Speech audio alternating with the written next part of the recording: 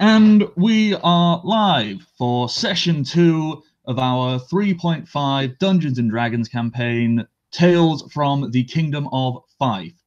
I am the Bardic Knock, or Matthew Knock, for those who don't want to refer to me by such a stupid title. I am the Dungeon Master, Creator, God, Overlord of this entire universe I've made to appease my God complex. Anyhow, unfortunately, we are dealing with some minor technical issues, thus the mildly delayed start time to our grand total 0 live viewers. Bad news time, my mates. I will not be showing up for the first couple of minutes, but later on, I will be. So, yeah. That is totally fine, because the technical issues I was just about to address, TJ, or Flick, our lovely halfling rogue, he is not currently here. He's going to play around with his computer and see if the demons inside it decide to work for him. Other than that, everyone else, we can introduce ourselves. Same as last week. Let's go down the list, starting with, well, Archer, your good self at the top. All right, so I am Archer. I am playing Keldor Sawshield, the Knoll Knight. Alrighty, thank you very much. And next down. Don't blink. I'll be playing Baco, the mysterious human sorcerer. Ooh, love some good mysteries. Then it's me. I already said my piece. I am God. That's not even referring to this game. That's just in general. That's what I think of myself. Roll for bluff. We're working on it. And, now we have our new player.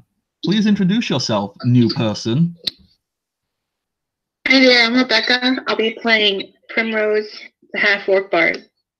Okay, Rebecca, I will address you by that. Thank you. Next!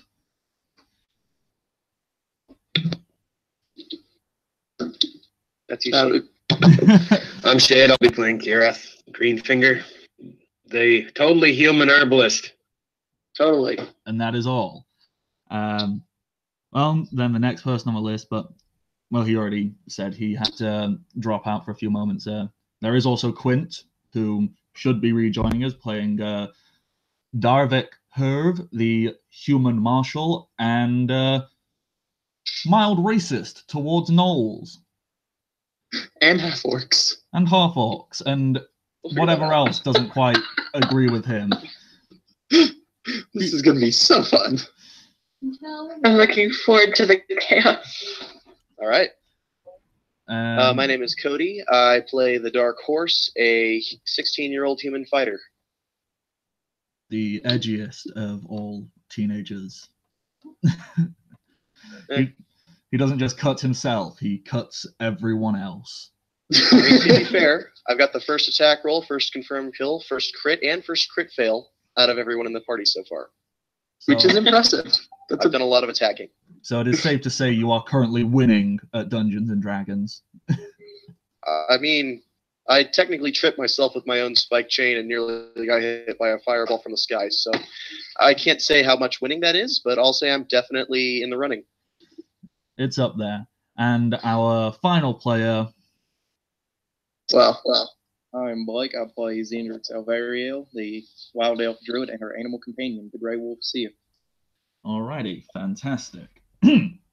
Well, before we jump right in, first of all, well, everybody leveled up after last week's, nothing big happened.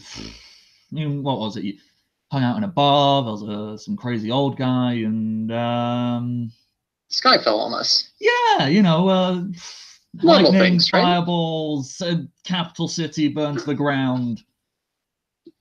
No big deal. I destroyed an innocent a barrel of ale. Right now, if I was good at editing, I would totally cut to a picture of a barrel and have the cliched emo song playing. In the arms of the angel. happens. That's exactly what would be happening. But I can't like it. edit, so. So, audience, imagine picture of barrel, halo, wings. So yes, previously on, stuff happened. People died. None of our people, unimportant people, nameless people, and one wizard. Probably my family, but unimportant people. They haven't appeared in the game. They aren't important yet. So, I did see one squished right in front of me by an undead unicorn. yes. I mean, who hasn't? Undead unicorn? Yes, an undead unicorn. That is exactly what happened. Other than that, I believe we can jump right on in. All He right. said. So, Mr. Prince is still in the back, right? Yes. You're all still in the wagon at this point. The reason I've moved all around on the map is because I was sorting stuff out earlier. He said, adjusting to put on the DM voice. All right. So I believe last time we spent a great deal of time looking at the burning remains of our city, and all of us contemplating on what we're doing. Some of us loving that or hating the fact that our family is, if not dead, hoping to be. And a few of us are just concerned that we don't have a job anymore. That's kind of the gist of it. As the wagon continues driving. The wagon's Either or. Whatever they are. The wagon is moving in a southward direction. So, hey-ho. It's moving. It has been traveling south, leaving behind you the burning ruins of Dundee. The smoke is there.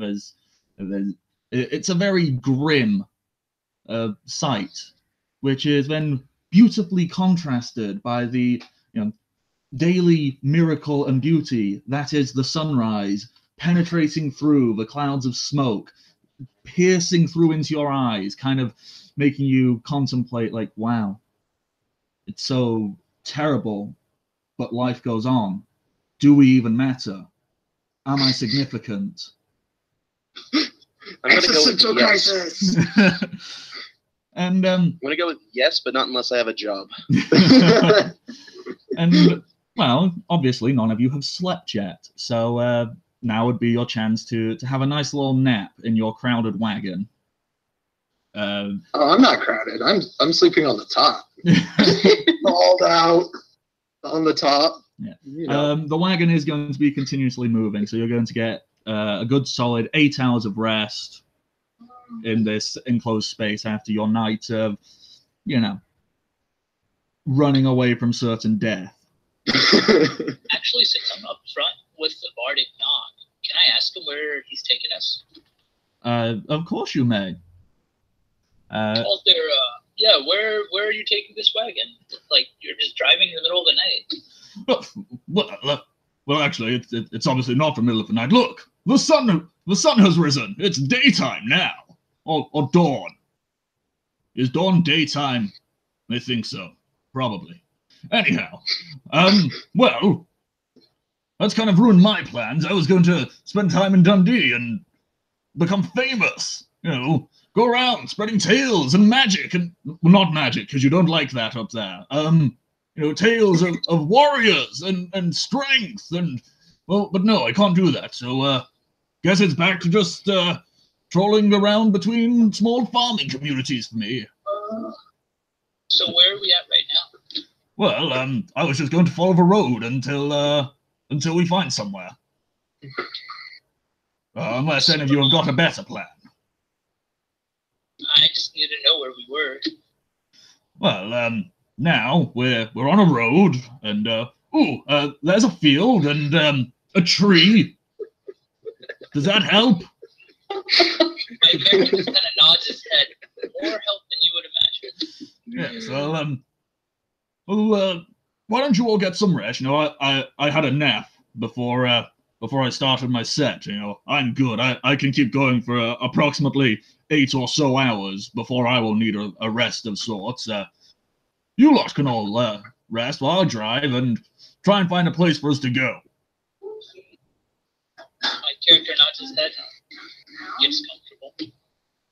All right. So, on the back of the wagon, Keldor is just sprawled out and pretty much takes up the entire roof. And you hear this really high-pitched snoring.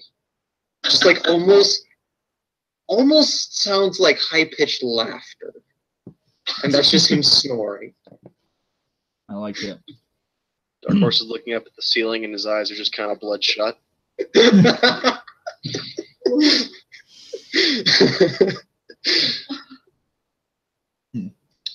Well, unless there's anything specific any of you would care to do before getting your well-deserved rest, you can all get some sleep.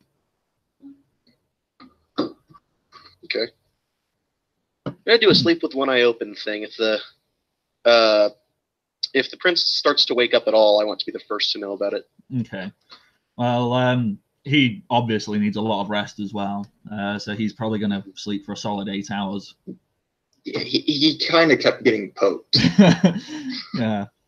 Poor prince. He just got stabbed over and over. Poor guy. I feel sorry for the cleric trying to heal him. He's not a cleric. Sorry, not cleric, herbalist. Herbalist.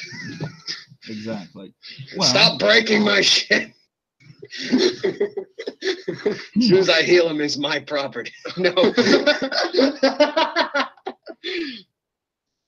All right. Well, since it is dawn and approximately 4 a.m., if you travel for 8 hours, it will now be noon.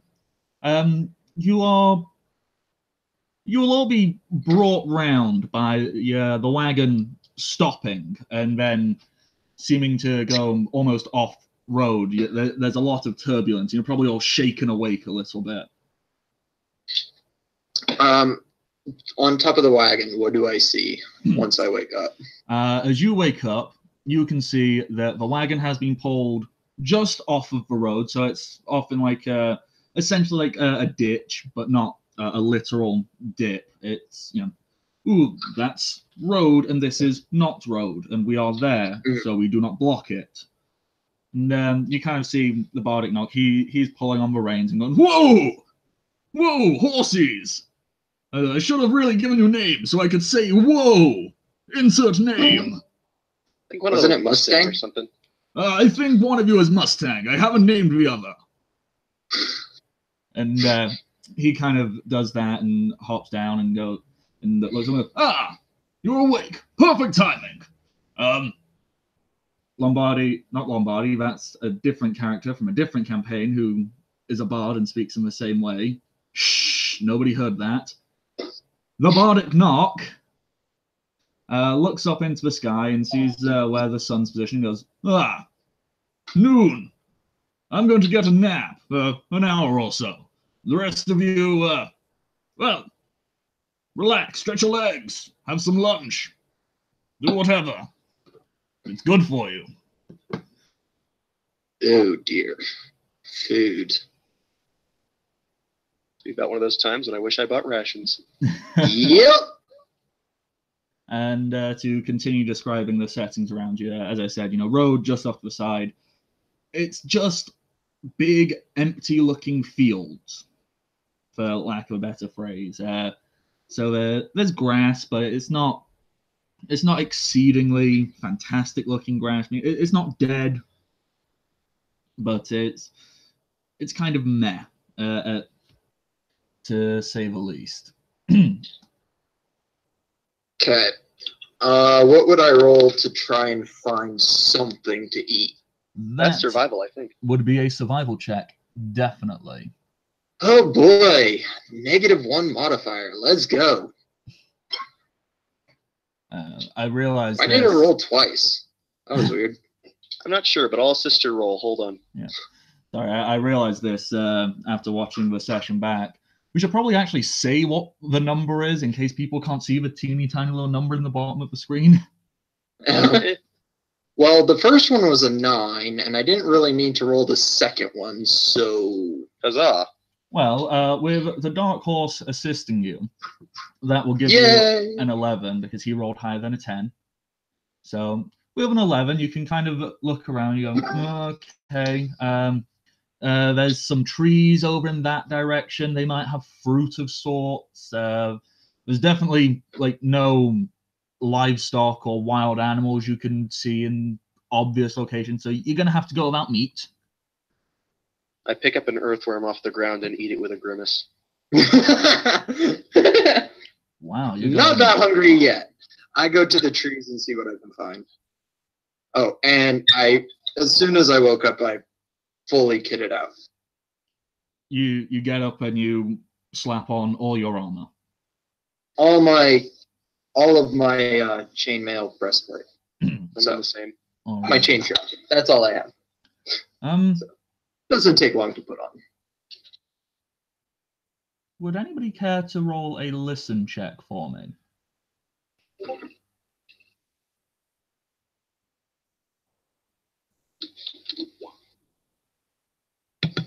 That's a 14. Sweet.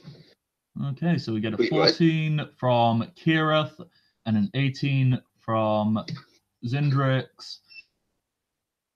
Varko gets an 11. Okay, yeah. Well, at least half of you have succeeded by now, so that's fine.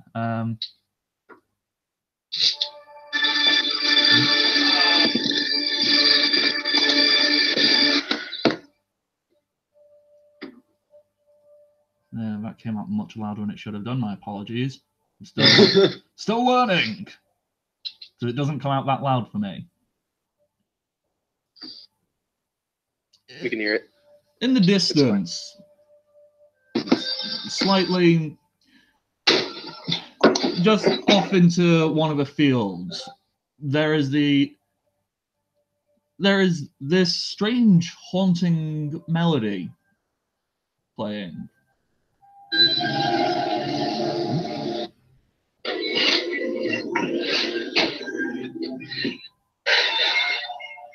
Oh boy. Guys, there's a haunting melody playing. So Keldor just kind of stops and just actually straight up sits down and just listens. Doesn't even try to go towards it. That's how the fairies get you, friend. Stand up. I'm gonna put on my armor now.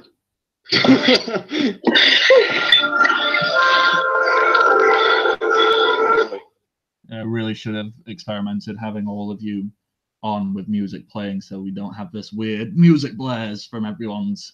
That was my mistake. Should have really thought more about that. Live and learn. Yeah. All right. We here at the Bardic Knock are not technologically capable and require plenty of practice. I'm going to yell at the Bardic Knock in game to shut up with the music. He's gonna sit up from his chair and goes, "Puh, that's not me. I'm trying to nap. It's soothing. In fact, I might use it to sleep too. Find out where it's coming from if you want. I'm having a nap. I've just been driving for 8 hours. Shh. Sleepy times." Okay, I'm going to look over at the Null, Keldor, and I'm going to say, watch my back. I'm going to go see what this is. Keldor stands up, takes out his glaive, and just walks behind you. Okay, so we have the Dark Horse and Keldor. Is anyone else going in and investigating this this music, or is everyone else being, well, we're going to stick around and see what's I'm what? going with them because staying with the big meat shield is helpful. I cannot disagree with this as much as I'd like to.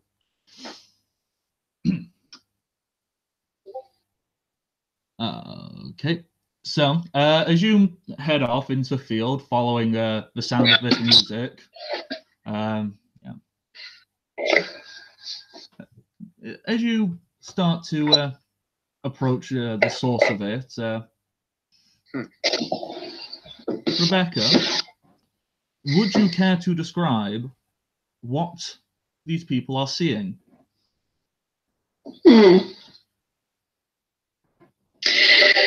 They are seeing a very tall half-orc, greenish gray skin, hair, and a braid, blue flowers in their hair. Okay, relax, everyone. It's just a hippie. And that's the ones you got to be careful for. And they are the source of this music, correct? They are playing a shakuhachi, which is a flute. Yes. Yeah. So you see this very large. It's not as large as you, Keldor, but much larger than most other humanoids you've been around. With the obvious exception of Keldor. Yeah. It seems strangely familiar, the sight of it, almost as if it kind of resembles, well, some of your assailants from last night. The race of this particular creature, anyhow. But it's not quite like them. They look slightly more civilized and less barbaric. But there is definitely a similarity. I should have put my phone on silent. Bad dungeon master.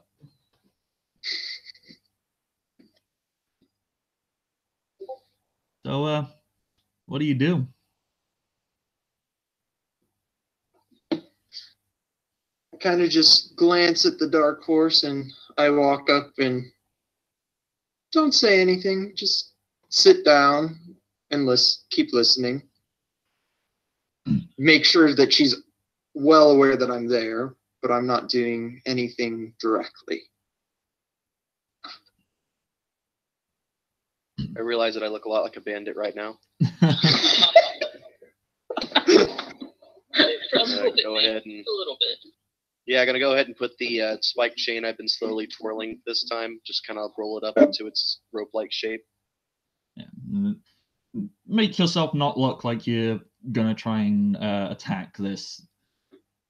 I mean, no amount person. of makeup will ever make that happen, but I'll at least make myself not look threatening at the moment. Yeah. Make it look like you're not gonna instantly murder. Right. Rebecca, could you have Primrose make a spot check for me? Or would you say they are aware? I am sitting right in front of her. Oh, you've walked right up to them. Yeah, I walked right up in front of them and just sat down and just kind of sitting there with my eyes closed, listening. Okay then. Primrose, you're enjoying your lunch, your whatever that may be, some meat rations or some bread and honey or whatever it is that you just so happen to enjoy, and you're playing away to yourself on your lovely flute-esque thing. I don't want to butcher the Japanese pronunciation of the flute, so I'm just going to call it the flute-esque That's thing. Fine. And yeah, as you've been sat there playing to yourself, happily enjoying it, and holy crap, there's people. Cody, could you describe to Rebecca what Primrose is seeing? Let's see. The first thing she'd notice is that there is a giant hyena-looking man with a giant glaive just sitting in front of her, armored up. And standing off in the distance, standing there with arms crossed, doing the thing where he judges everybody, is just a man, not very tall, definitely still a teenager, fully decked out in armor and really savage-looking weapons. Oh, are we doing this now?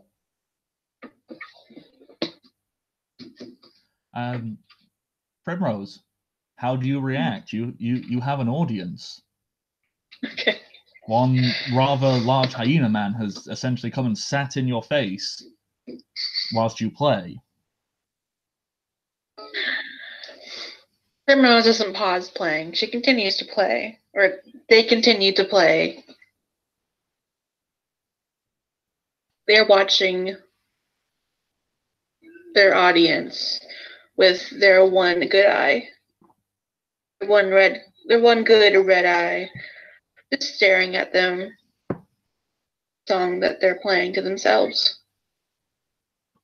As soon as Dark Horse notices that this person is missing an eye, his shoulders kind of visibly soften a little bit, Aww. and the arms go down to the side. Is that just a sympathy thing, or does Dark Horse have a sincere respect for the less abled? You gotta get that somehow. Damn it! I need to buy more in-game currency. Your in-game currency is not sufficient to unlock this backstory. Kirath would be like a little bit distant. He's probably going to lean up against a tree and kind of watch everything, keeping the meat shields in front of him the whole time. One thing that's pretty easy to notice, though, is that Primrose looks for a half-orc. Yeah. Wrinkles, all that kind of stuff. Now you are definitely closer, and you're like right up in front of this person. You can tell they definitely share lineage with some of the creatures that attacked Dundee, but they are definitely at most only a half breed of this. As well, you can tell that that they are quite old. Not decrepit and in need of walking sticks and whatnot, but this is not a young person.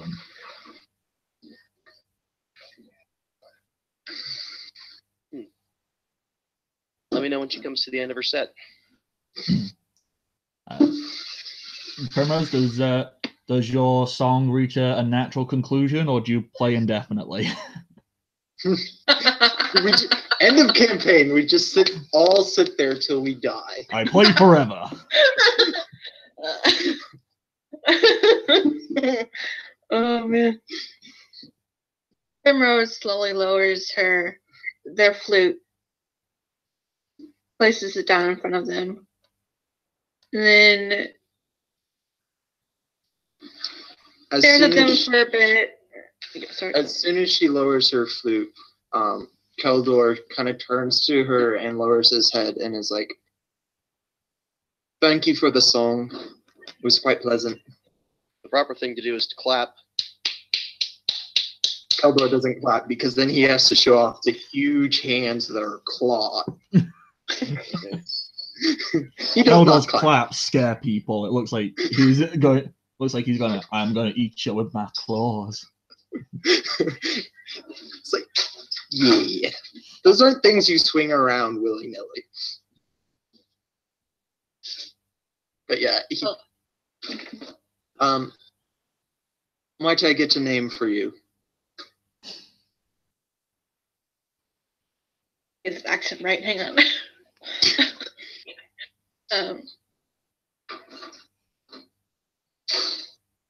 Do it. Hang on. Give me a second. I'm sorry. Oh, good. Oh, good. It's okay. Take as long as you. Well, not as long as you need. We. No, I got this. Hang on. You can't sit here indefinitely, but you can take your time, exhale, breathe out if you need to get into character. Hey, where did everybody go? Ah, he's here. There you are. It's working. Oh, I fell asleep for 5 minutes and you guys. Oh, who's this? Well, it's been like 9 hours. You were asleep First for good 9 part I've ever hours. 5 minutes, 9 hours. He like bends over, stretches out his back, reaches down to his toes. Yes. Obviously, TJ or Flick, our halfling, has arrived. I'll quickly run down in case he missed anything. You had all on sleep. You all got woken up by the wagon being pulled over off the side of the road. Off in the distance, there was a sound of a hauntingly beautiful flute being played. And Keldor, the Dark Horse, and Kira went over to investigate it. Would like to retroactively say that Flick would have gone with them. Crack on. I'd say he's just stumbling out of the wagon now. How far away from the wagon was the clearing? It was over a hill. Yeah. It's not very far. It's basically just out of what you can physically see in front of you. So reasonable to say that if I got out and there's no one else talking for kilometers around, it would probably be fairly easy to find them. Oh, God, yeah. Yes. Yeah. So we'll go with that. Okay. So Flick will come and find you. All right, Primrose needs this scribe or whatever. Okay. Who's doing the dishes?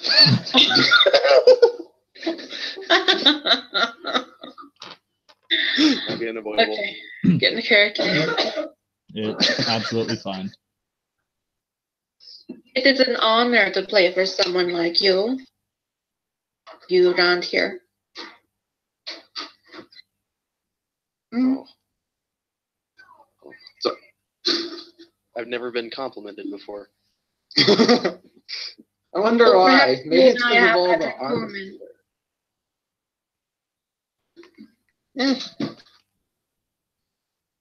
common. I would say most people don't necessarily look past appearances. But I have had No, they don't. They definitely don't.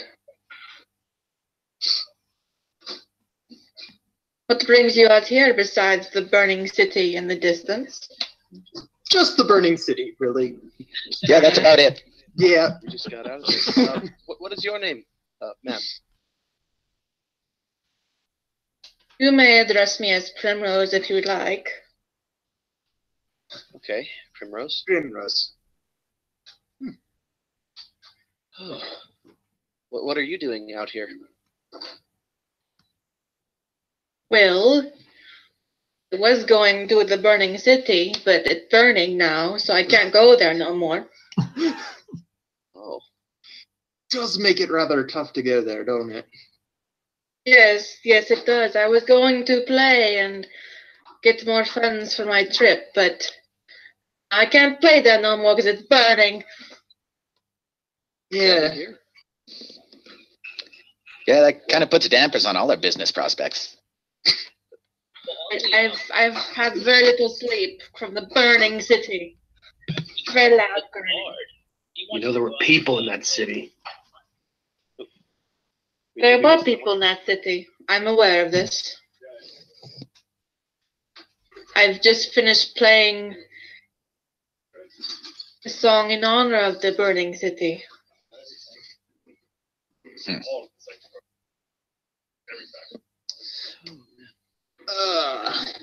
Well, we've got no place to be. Do you know where we're going?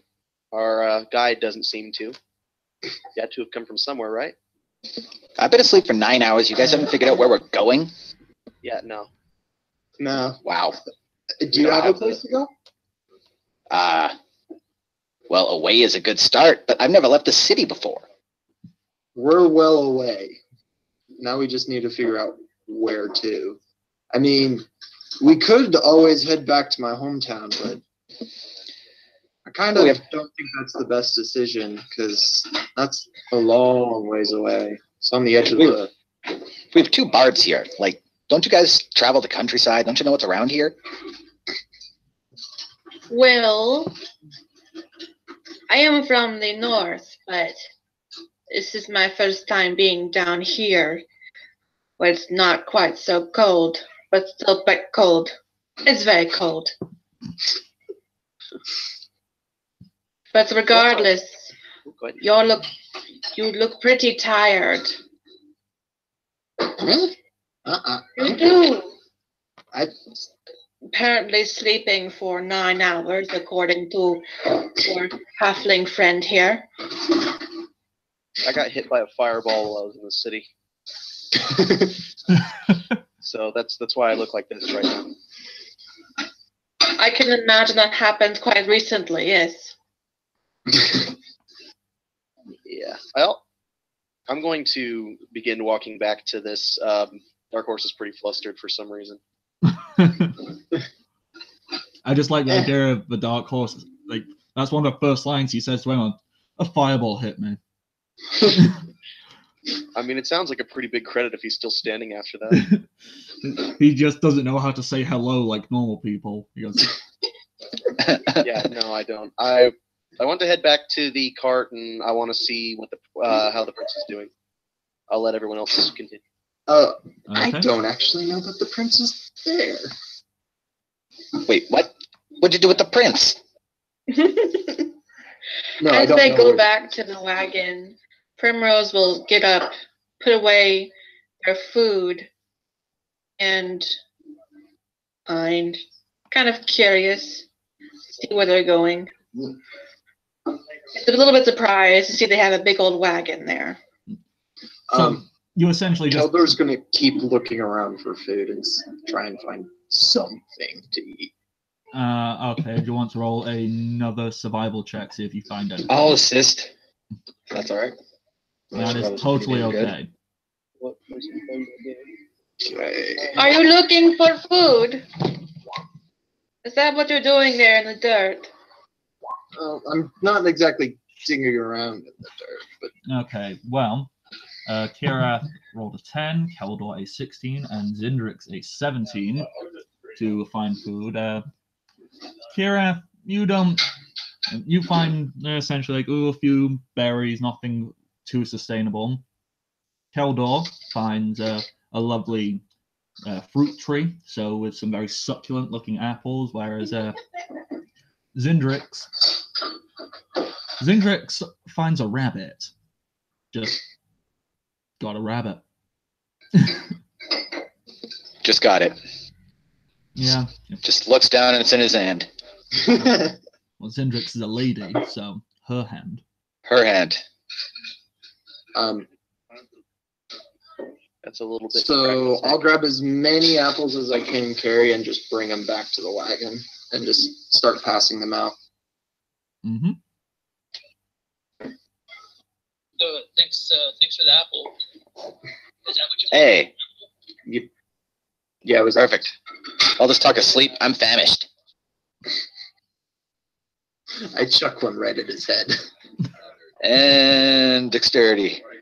Yes, please make a reflex. I'm not like throwing it super hard, but yeah, I'm throwing it at your head. Oh, I failed.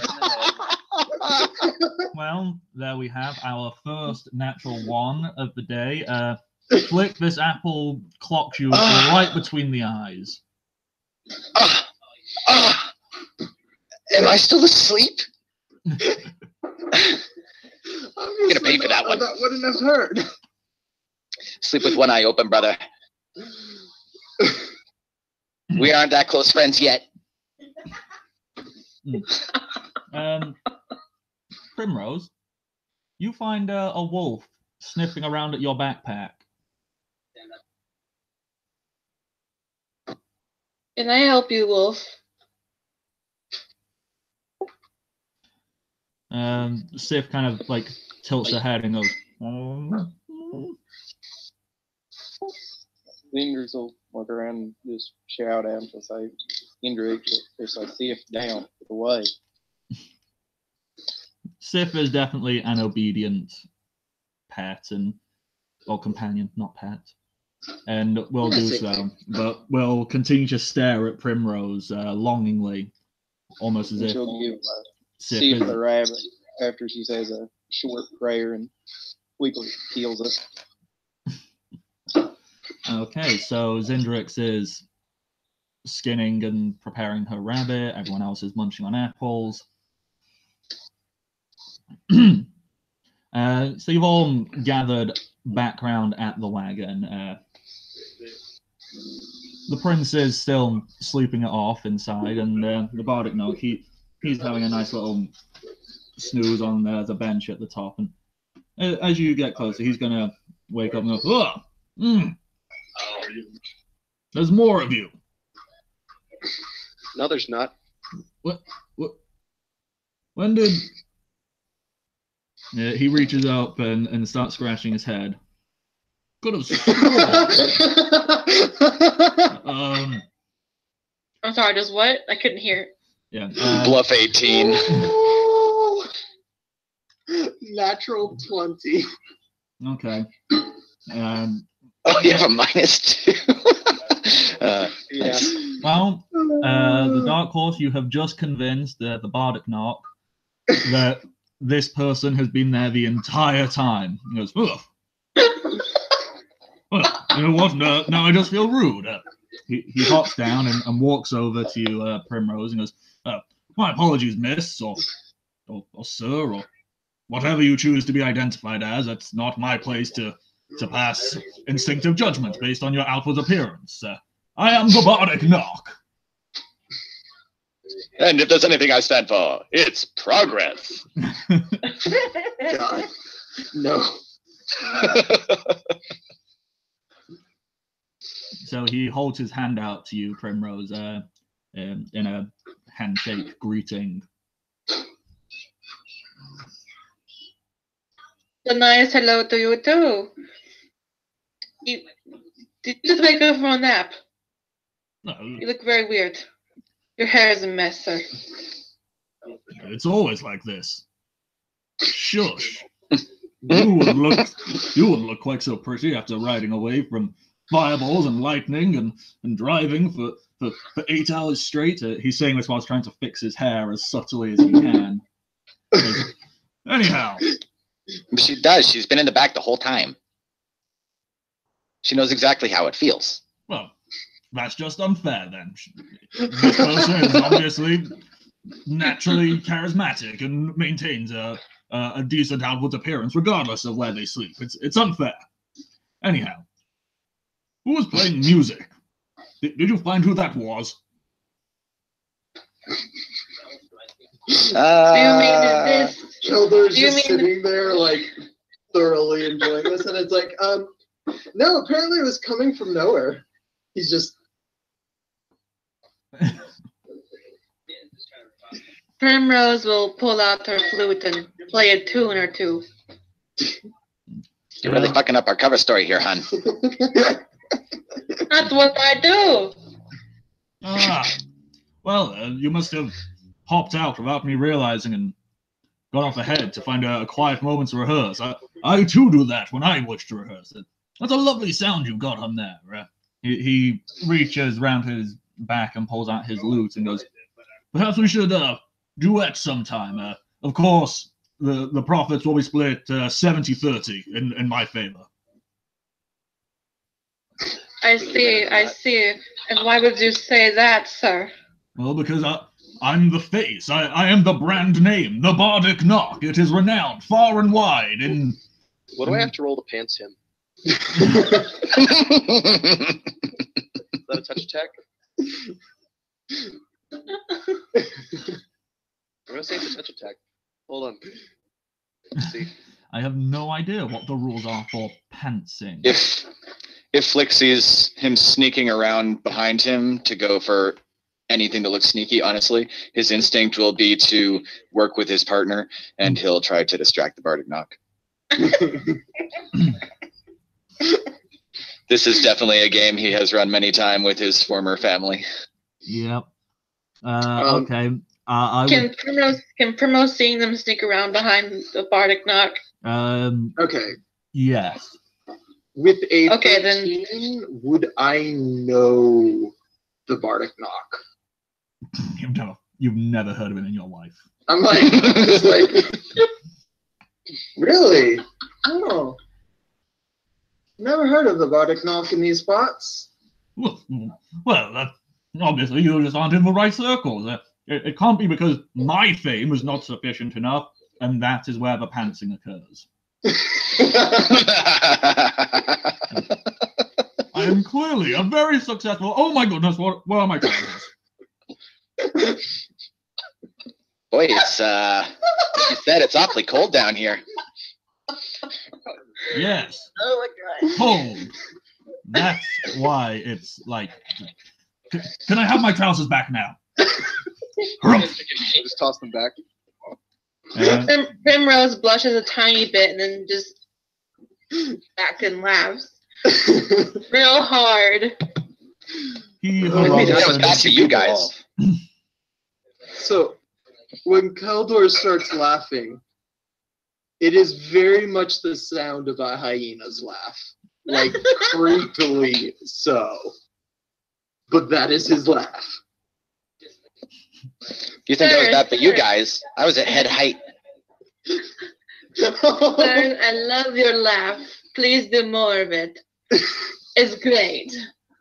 Keldor gets super abashed and just kind of like stops laughing and just kind of like doesn't know where to look. Oh. Is he nervous because Senpai noticed him? More nervous that someone actually liked his laugh, which is creepy as fuck. Because if you've ever heard hyenas, that's not a sound you want to hear. Not the Lion King hyenas, real hyenas. Yeah, they're pretty scary. Yeah, there's a difference. Well then, once he has finished harumphing and re-donning his trousers, the Bardic Knock turns to you all and goes, "Well, I see you're all rested, and by the looks of it, you've eaten. If not, I don't care, because you've upset me. Anyhow, a few hours back, I saw a road sign. It said, 'If we keep following this road, we'll end up in a small farming community. Nobody has objections? Keep going that way? Unless you all got better places to go.'" Where are I we think you ending cut up? out. That cut out. No, you cut out right when you said the name. Yeah, just that word.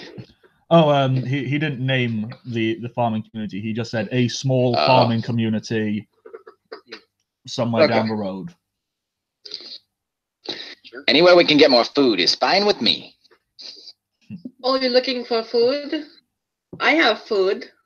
Always. Enough for 8 people or 9? Hey, she offered it to me first, bub. I have plenty of food to You go share. for it. I'm like, I'm good. I ate. But is there someone left in the wagon? Yes, there are people still in the wagon. I'm gonna go in and poke my head in, and let's see what happens when I see the prince. I think I know who he is. Yes, you with a knowledge nobility check of 14, you most definitely know that this is Angus McFife, Prince of Dundee.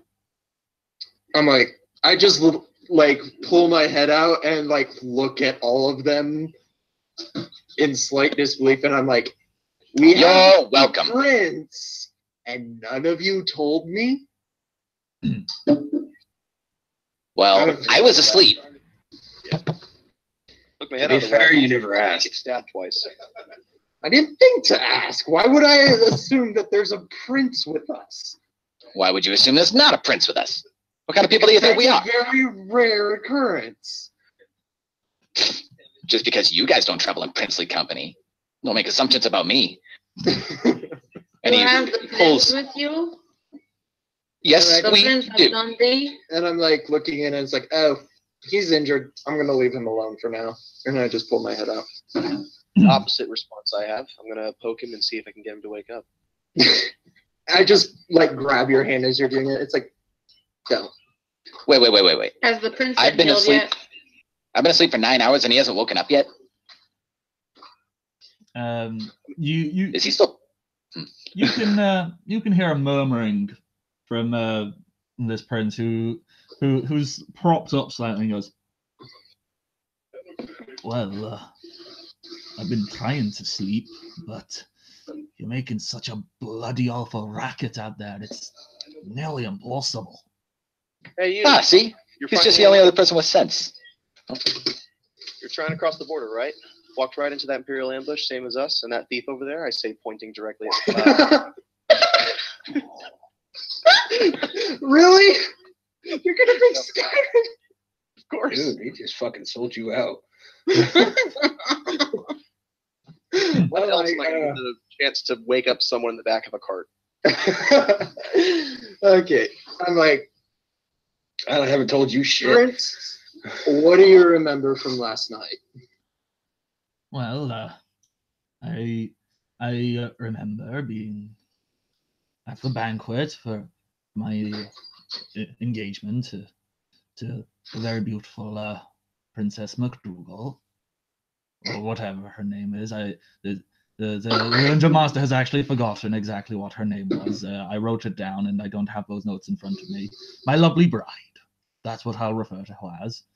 And this accent is slowly heading towards Scott to Irish. Hang on, let me set back to 0. You dirty English bastard. There we go. That's the Scottish. See, it's a very lazy acting technique to just find a perfect phrase, and you say that, and it puts you right in the accent. And for me to go to Scottish, it's you dirty English bastard. It works. So, I'm going to have to Dungeon Master in his voice, or I'm going to keep losing it. Sorry. Prince McFife, he sits right up and he looks around and goes, well, after the banquet for my engagement, a fireball flew in, followed by some dirty-looking wizard fella on a big horse with a spike. And so naturally, I grabbed my hammer and started to swing at his face. Next thing I remember is fighting this bastard. Oh, he was a bastard. Was fighting him out on the castle walls, and then I saw some stone, and then some hay, and then my leg really fucking hurt. And then I saved you.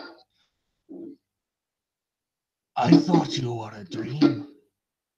And Flick steps up, and he sort of got both hands on his chest, tugging properly on his little leather jacket.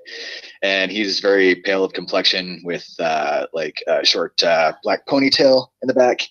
And he just steps up, and he's got the biggest shit-eating grin on his face, yep, it was me, the little one. Are you sure? I don't want to sound... Well, actually, I don't give a crap. I'm the prince. I can be as disrespectful as I like. You dragged me, he gestures to himself. Angus McFife is not a small man. He's over 6 foot tall. He's quite broad shoulders. You could easily assume in pure muscle mass, weighing over 200 pounds. And he's going to raise an eyebrow and goes, good on ya. That's fucking impressive.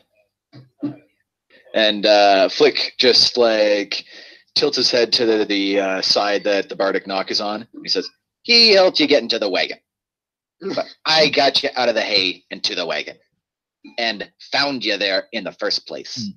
No one else would have even known you fell. Prince McFife is gonna try and stretch, and he lets out a ooh, and then when he reaches his chest, he goes,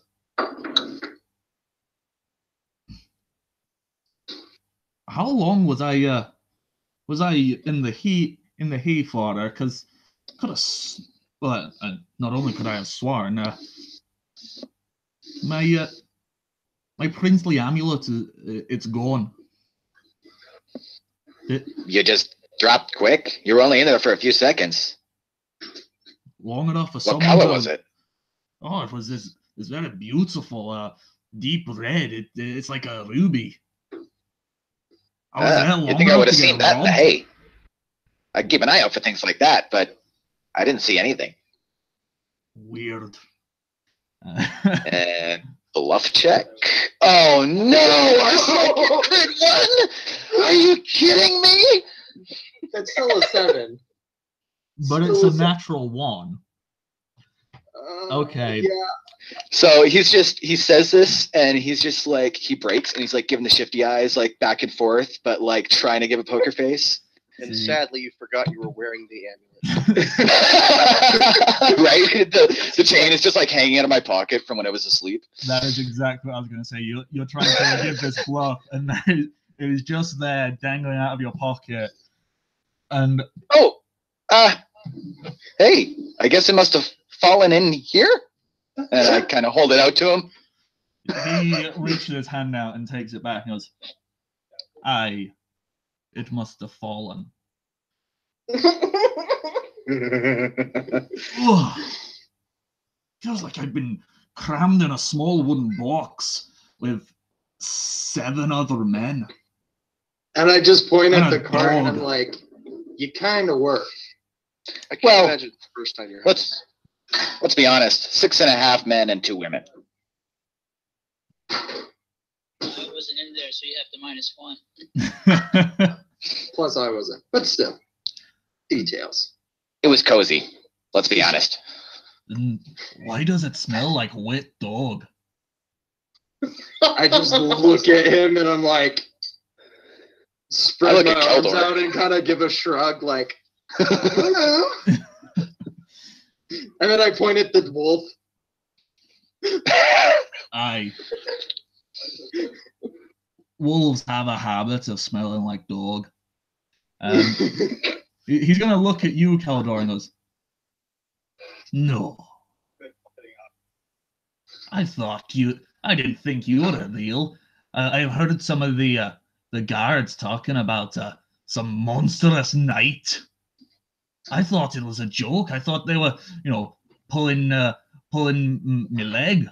Well, I wouldn't want them pulling it now. That would really hurt." As soon as you finish saying that, I do a full knightly bow and say, Geldor Softshield, at your service. Aye, well, certainly a pleasure to meet you, and well, at least I can take some comfort in knowing that I haven't been kidnapped by a bunch of bandits or worse, druids or magic users. That would be. I mean, to be fair, we are now an unaligned group of people with weapons outside of the city who need money in order to survive. So, honestly, Your Highness, the choice is yours. We can either be someone who get the money in the easiest way possible, or we can work for it. What do you choose? Keldor just kind of like looks at the dark horse and I'm like, really? Come at me, bro. Prince McFife is going to kind of look the dark horse up and down and kind of go, "So, just to clarify what you're trying to get across to me here, you're saying that I don't have a kingdom, and that if I want a chance of getting it back, I should trust my life and my potential fortunes, providing we can go and reclaim it after I go and kick that wizard's bastard arse from here to, somewhere over the Pale Sea. But until then, I should pay you." It is on fire. I don't see why not. That and how can you kick someone's ass with a broken leg? We all have, between the 8 of us, at least, if my math's right, 16 legs that we can use. Oh, whoa. Didn't you guys hear? He said potential fortune. Does that not sync with any of you guys? That sounds good. Doesn't matter to me. I'm sworn to the kingdom, so I'm sworn to McFife. I prefer flowers over coin, to be honest with you. But, you know. With coins, you can buy many flowers. Flowers that have been plucked from the earth, not dying. No, there's actually this really nice greenhouse right near my home village that sells flowers that are still living. Sells them to nobility. Do they now? Yeah, it's actually really fancy. They got these giant pots filled with earth and like big trees. Takes like 5 men to move them. Or me and 2 other guys. And you live near this place? Yeah, but it's like 3 days journey from here. Or, well, from the capital. I've never been in this area, so we might be even farther. Hours? But my hometown might not be the worst place to go to start with, because they are loyal to the crown, and I point at McFife, and obviously you're going to have some issues with your kingdom after, and I just point to the giant column of smoke to the north. Prince McFife, he looks over in that direction and goes, well, and we don't even know if any of your family is still alive. Indeed, they're probably all dead. You may be a king for all we know. A king without a kingdom, apparently. These lovely words of, comfort. Angus kind of, he puts his hand to his forehead and then kind of, he slowly pulls himself out of the wagon, being very uneasy on his splintered and put together leg, and kind of looks at all and goes, okay, well, You're breaking up, Matt. Yeah, sorry. I keep losing his accent. English bastard, you dirty fuckers. Well, it would appear that I'm probably without a kingdom or an army. So, how much do you guys charge? If I was to make an employment of you good fellows and ladies, and well, I don't quite know what, if any of you fit in between that bracket, but if you are, you are. Well, that's on a case-by-case basis, of course, right? And Flick kind of steps forward and he takes a glance around at everybody's face, like, we're doing this. And as he steps up to the Prince King, he's totally switches into salesman mode. And he's like, it sounds like you got a pretty big job here. And it's going to be really hard to give you an estimate up front for all the kinds of things it sounds like you're going to need. Aye. Kira, so, go ahead. So what we would normally do in this case is we would write up a standard contract for ongoing services and, general employment terms. I'm just standing back and looking okay. Okay, I just had to roll something, and there is a look of total and utter not understanding as you say these words. Angus McFife looks at you, eyes glazed over, because none of the words you said make any sense to him.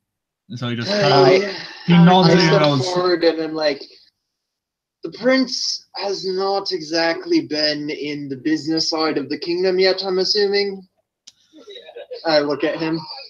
He shakes his head, but looks to Flick and just kind of speaks and goes, basically, the prince, and I know this because nobility and knighthood and all that stuff, the prince has been on the military side, and the military side does not deal with deals and stuff. So No, of course not. the contract, and I'll look it over for him. Tell you what, I can tell you my standard rate. My standard rate is I charge 2 gold for every foot tall the thing is that you want me to take down. Let's see, that jumps up to 5 if this thing has the ability to shoot me from a distance. And huge package deal if you want me to take out, anything that could prevent more of them from coming up. Hello, I finally made it. Hello. Pleasure. You are finally Darvik finally wakes up because when he woke up earlier, he bashed his head against the wagon and then fell back asleep. Yes, Darvik, to quickly explain to you now that you are here. On a map, I believe I'm on the wrong one. No, you're all still on the same place. Because this is We all. haven't moved. It's all roleplay. This is Theater of the Mind. Oh, okay then, good. So where are we?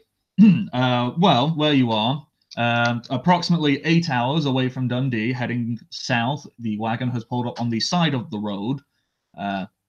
Your friends have, well, I say friends, the other people who were there, they have returned with a half-orc person who they have convinced the Bardic Knock was there the entire time. And where the hell did the half-orc come from? I don't know. I'm going to assume my bluff check worked on you too. Sense motive on the half-breed. It was a nat 20 bluff. Yeah. I ain't a half-breed. You're a half-orc. I ain't. And, you're not. Oh. No, she is. She is. Okay, they I are. got confused there for a second. We have quite They a few are. people. They are. We don't know that yet. They are. Primrose Wait, so hasn't we have chosen two to half-orcs then. specify the pronoun I they can't prefer to hear. use. Uh-oh. At any rate, I'm going to roll a sense motive. You're rolling a sense of motive against Primrose, or what are you? I'm confused. Against the lie of that half-orc being there the entire time. Nope, you failed. You Ah, failed. Yes. And, I guess Dovik believes that his theory about the lying low-life Noel impersonating a knight has probably blinded him to the fact that there was a half-orc here all along. He's also still amazed that damn Noel is still here. Yes. What has been happening just as you are arriving, they are conversing with Prince McFife about arranging some kind of payment for working for him to get back his kingdom, essentially. But yeah, altogether, if you want no questions asked, that's another 20 on top of all of that. And for a job of this scale, I'm going to go ahead and extend that rate to everyone else here as well, including the wolf.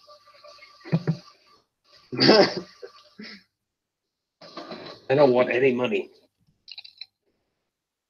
at all from you. I will take I it just when- want a favor. I'll do it for a favor. Angus looks at Kira for asking only for a favor and goes, I can do a favor.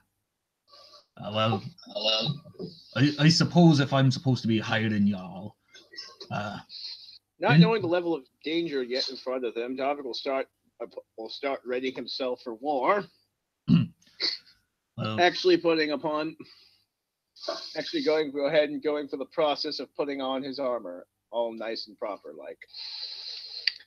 as I was saying before this person started telling me he was putting his armor on, which was good for you, but I was in the middle of making an address to all of you. I suppose it would be proper if I was to learn the names of my knights.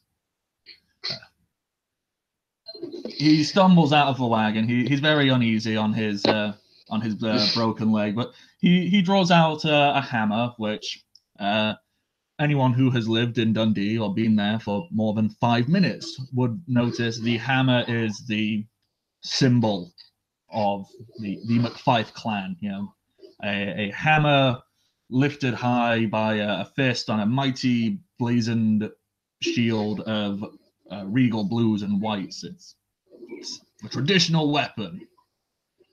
And he kind of Stereotypical gasp of awe.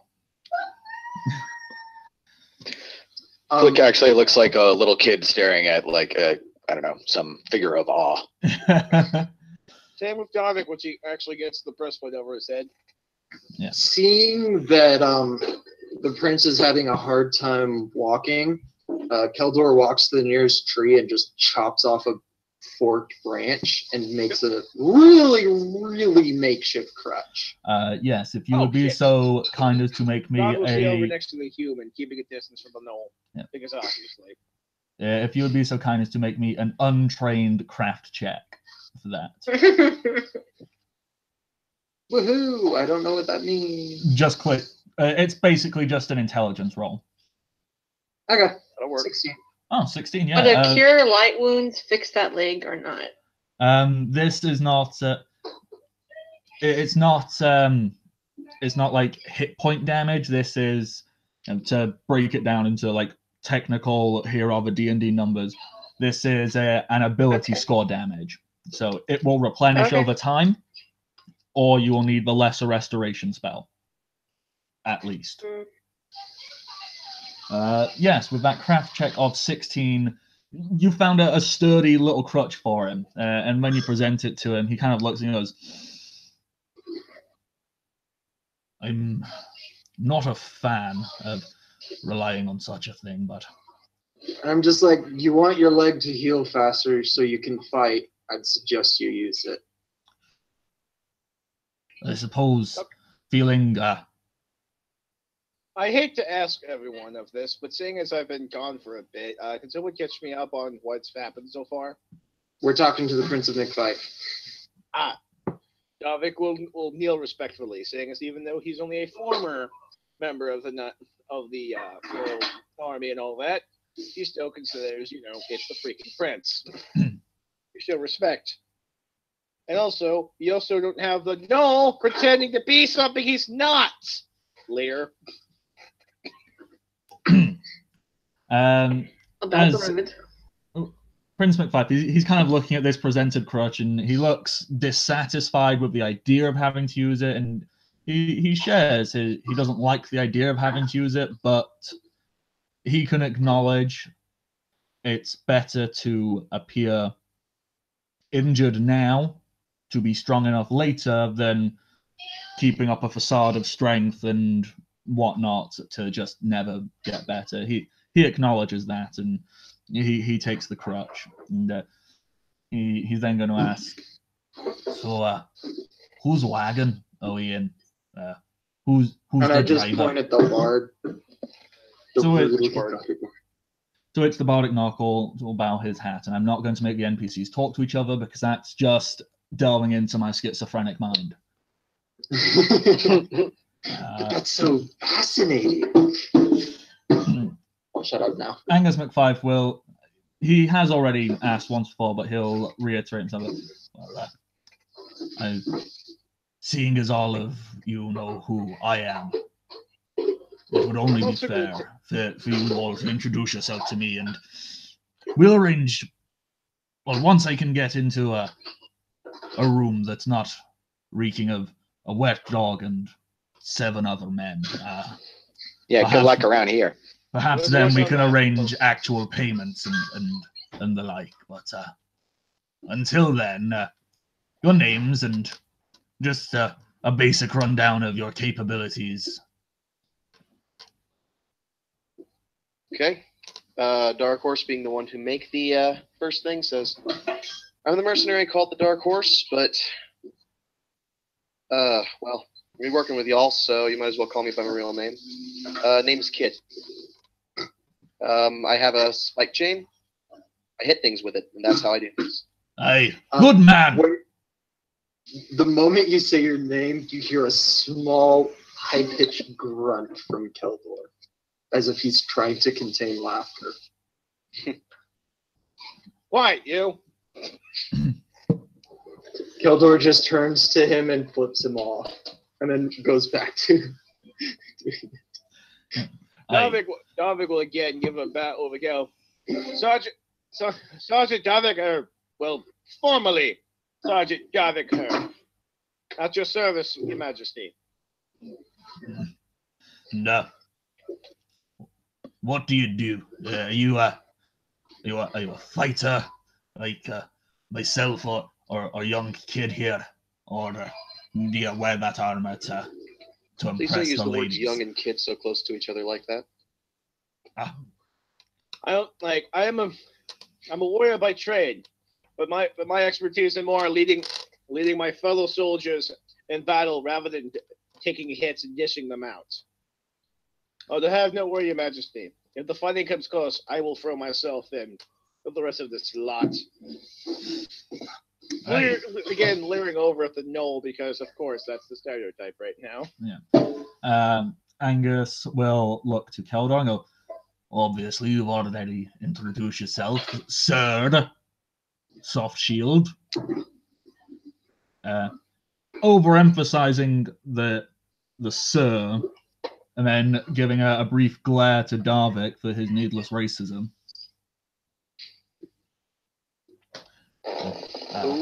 I don't need you to tell me of your abilities.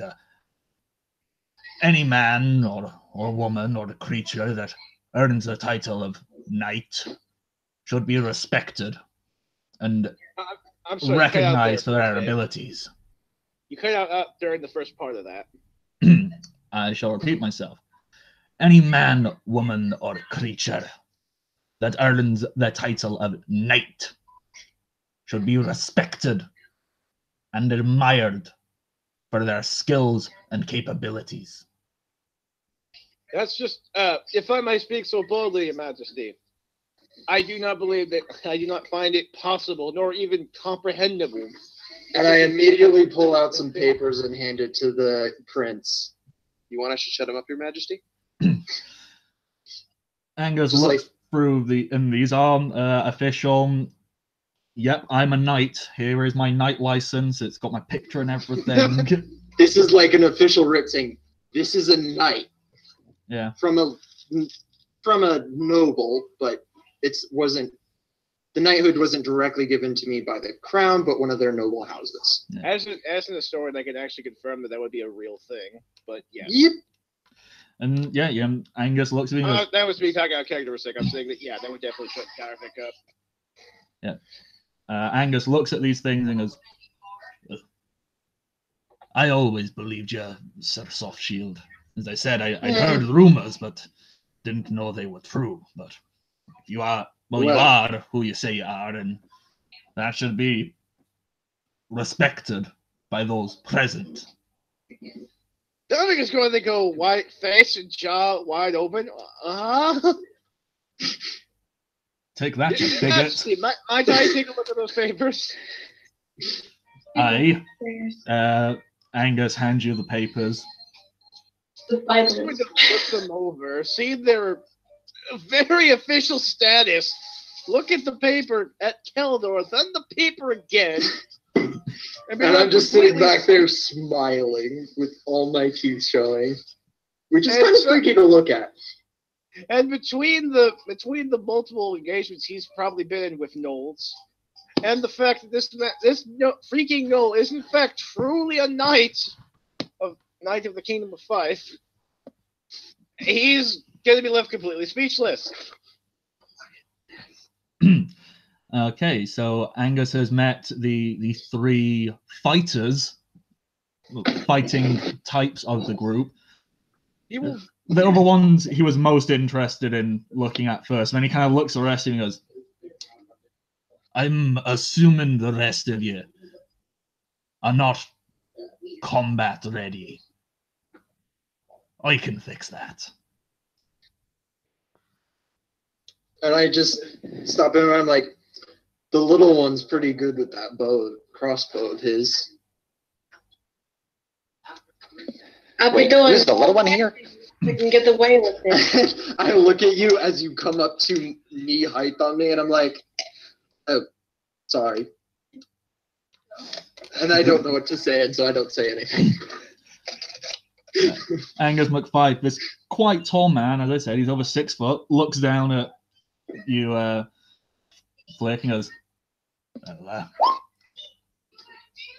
the short fella already had words with me, and I think I know his trade. Gives you a little I glare. have various skills, Honor. And, Well, I did see him put an arrow through a goblin's forehead, so... That's the other guy. Shut up, I know. And then Angus will look to Kirath and go, what have you, boy? What are your skills? I'm a healer. Ah, a mighty cleric of the Triad, no doubt. I'm not a cleric. I'm just an herbalist. A healer's a healer. And, I served actually alongside some of your guardsmen in the city. I assisted them in determining how certain individuals had died. Well, I'm not happy to admit that we'll probably be coming across quite a few bodies in our... let's call it what it is. It's a crusade. It's a quest. So if you can identify what can kill a man, you'll be of use to us. And, If I might be so sold, Your Majesty, I would say a healer is possibly one of the most important things to have if we are to be cut off from general supply lines. His talents will become of great use. That's what I just said. I said he'd be of great use. You need to clean your ears out, Darvik. Sorry, just not of right mind at the moment. The white still not having left his face. Trying to figure his mind on anything except how the hell does Noel get knighted. Angus is then going to turn to Zindrix and looking up.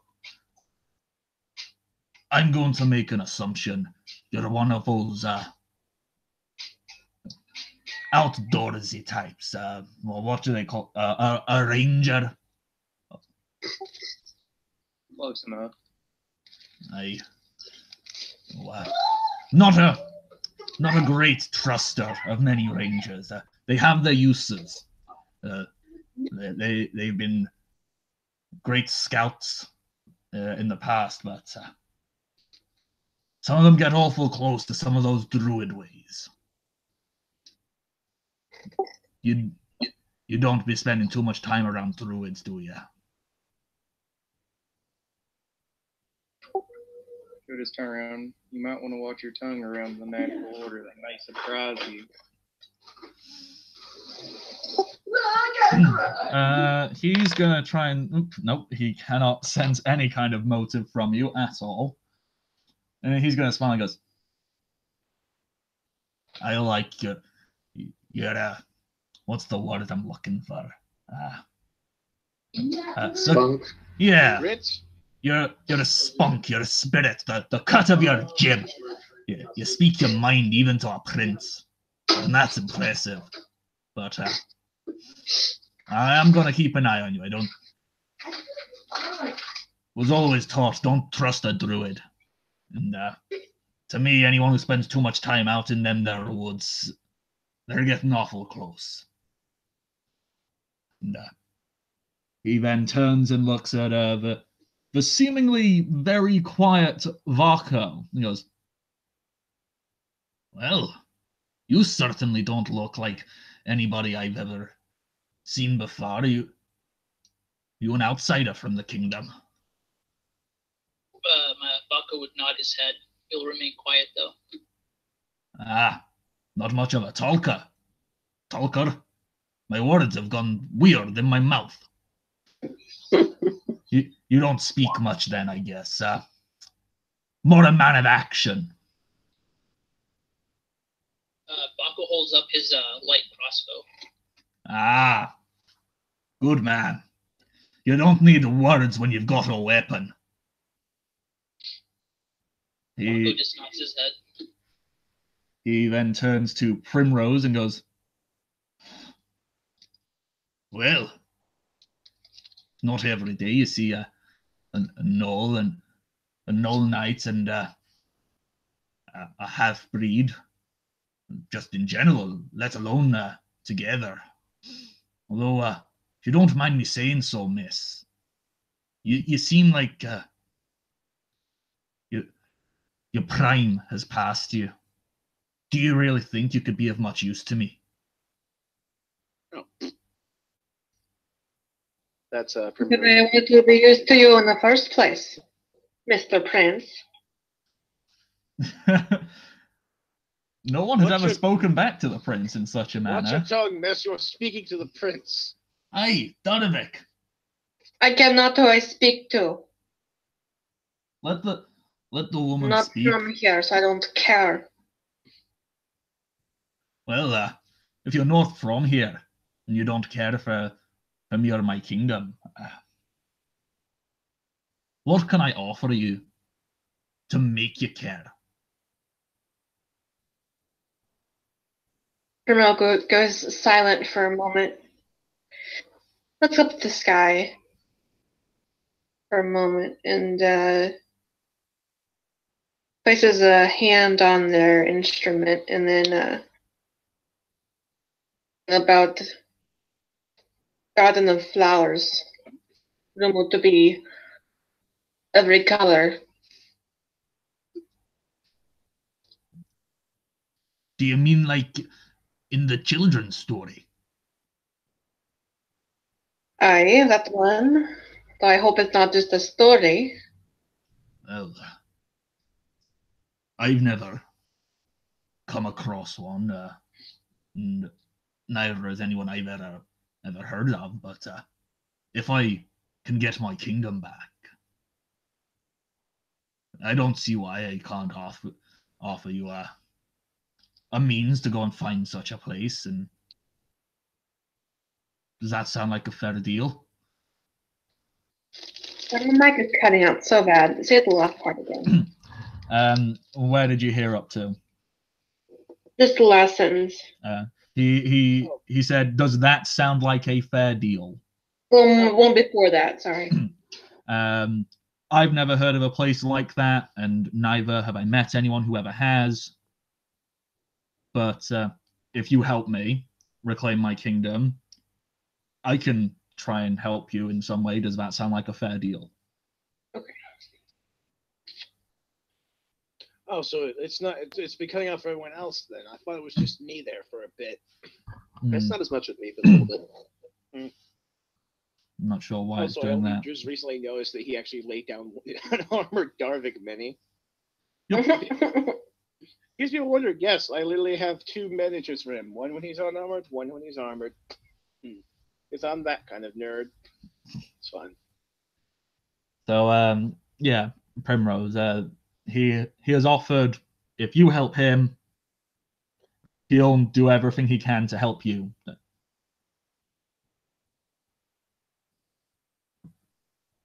If I help with whatever we're doing here, I thought I had a very place to really go to now. Well, See why not. Judging by your little instruments you're carrying there, I'm assuming you were planning on heading into the city to earn some gold and continue your personal quest. I would happily provide you with some gold.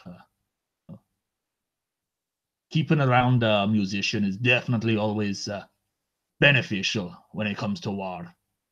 We found keeping morale and inspirations high would be of great use.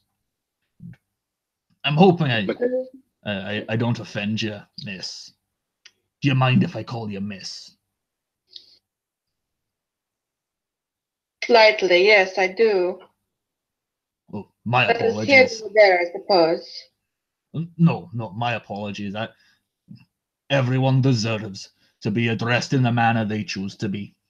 How would you like to be addressed?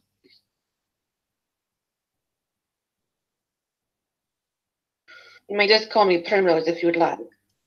Well then, Primrose, if you don't mind in me saying, you seem quite wise with your age and all. I think it would be of great use to us all to benefit from your many years of experience.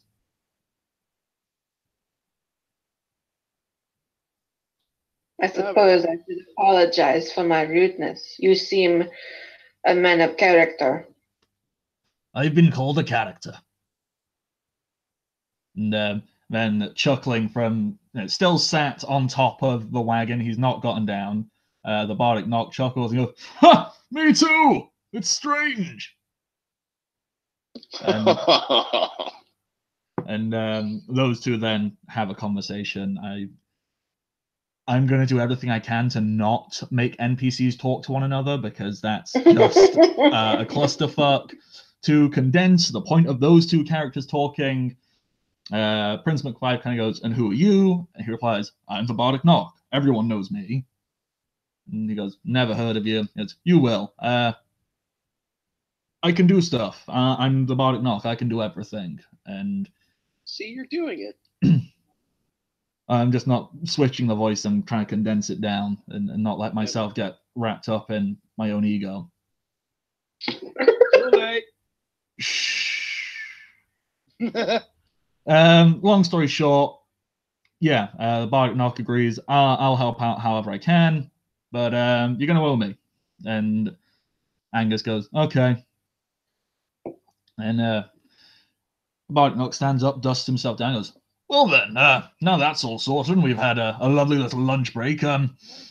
It's approximately 4 hours to the nearest farming community. Can't remember what it's called. Don't care. Probably not important. Unless anyone has anything else to say, get in the wagon and let's go." Shove off. I'm gonna help the boss get back up. Davik will also assist in that, although admittedly, when the conversation is taking on between Primrose and Fife, anyone paying attention will have seen Darvik's raise an eyebrow at the comment of her being so specific and the name of terminology and such. I want to make a spot check. Give me a moment. What are you trying to spot? I want to see if the eyebrow got raised. I'd say with an 11, you see all the basic things. Yes. I'd like to make a heal check to try and make There like you a go. split or something. Or is that crafting? I think that'll work. As everyone is looking back into the wagon, Darvik is going to make a point to go back over to Keldor and, admittedly gritting it through his teeth, but still trying to remain civil. "My apologies, Sir Knight. I obviously was wrong in this matter." And Keldor will definitely tell that he is trying to contain his anger at the situation, but is still trying to be civil. I'll just look down at the little man, comparatively. Wait, how tall are you anyway? 7.5 feet tall. Yeah, I'm a good foot and a half taller than you. Yeah, you're like you have a good 2 feet over him.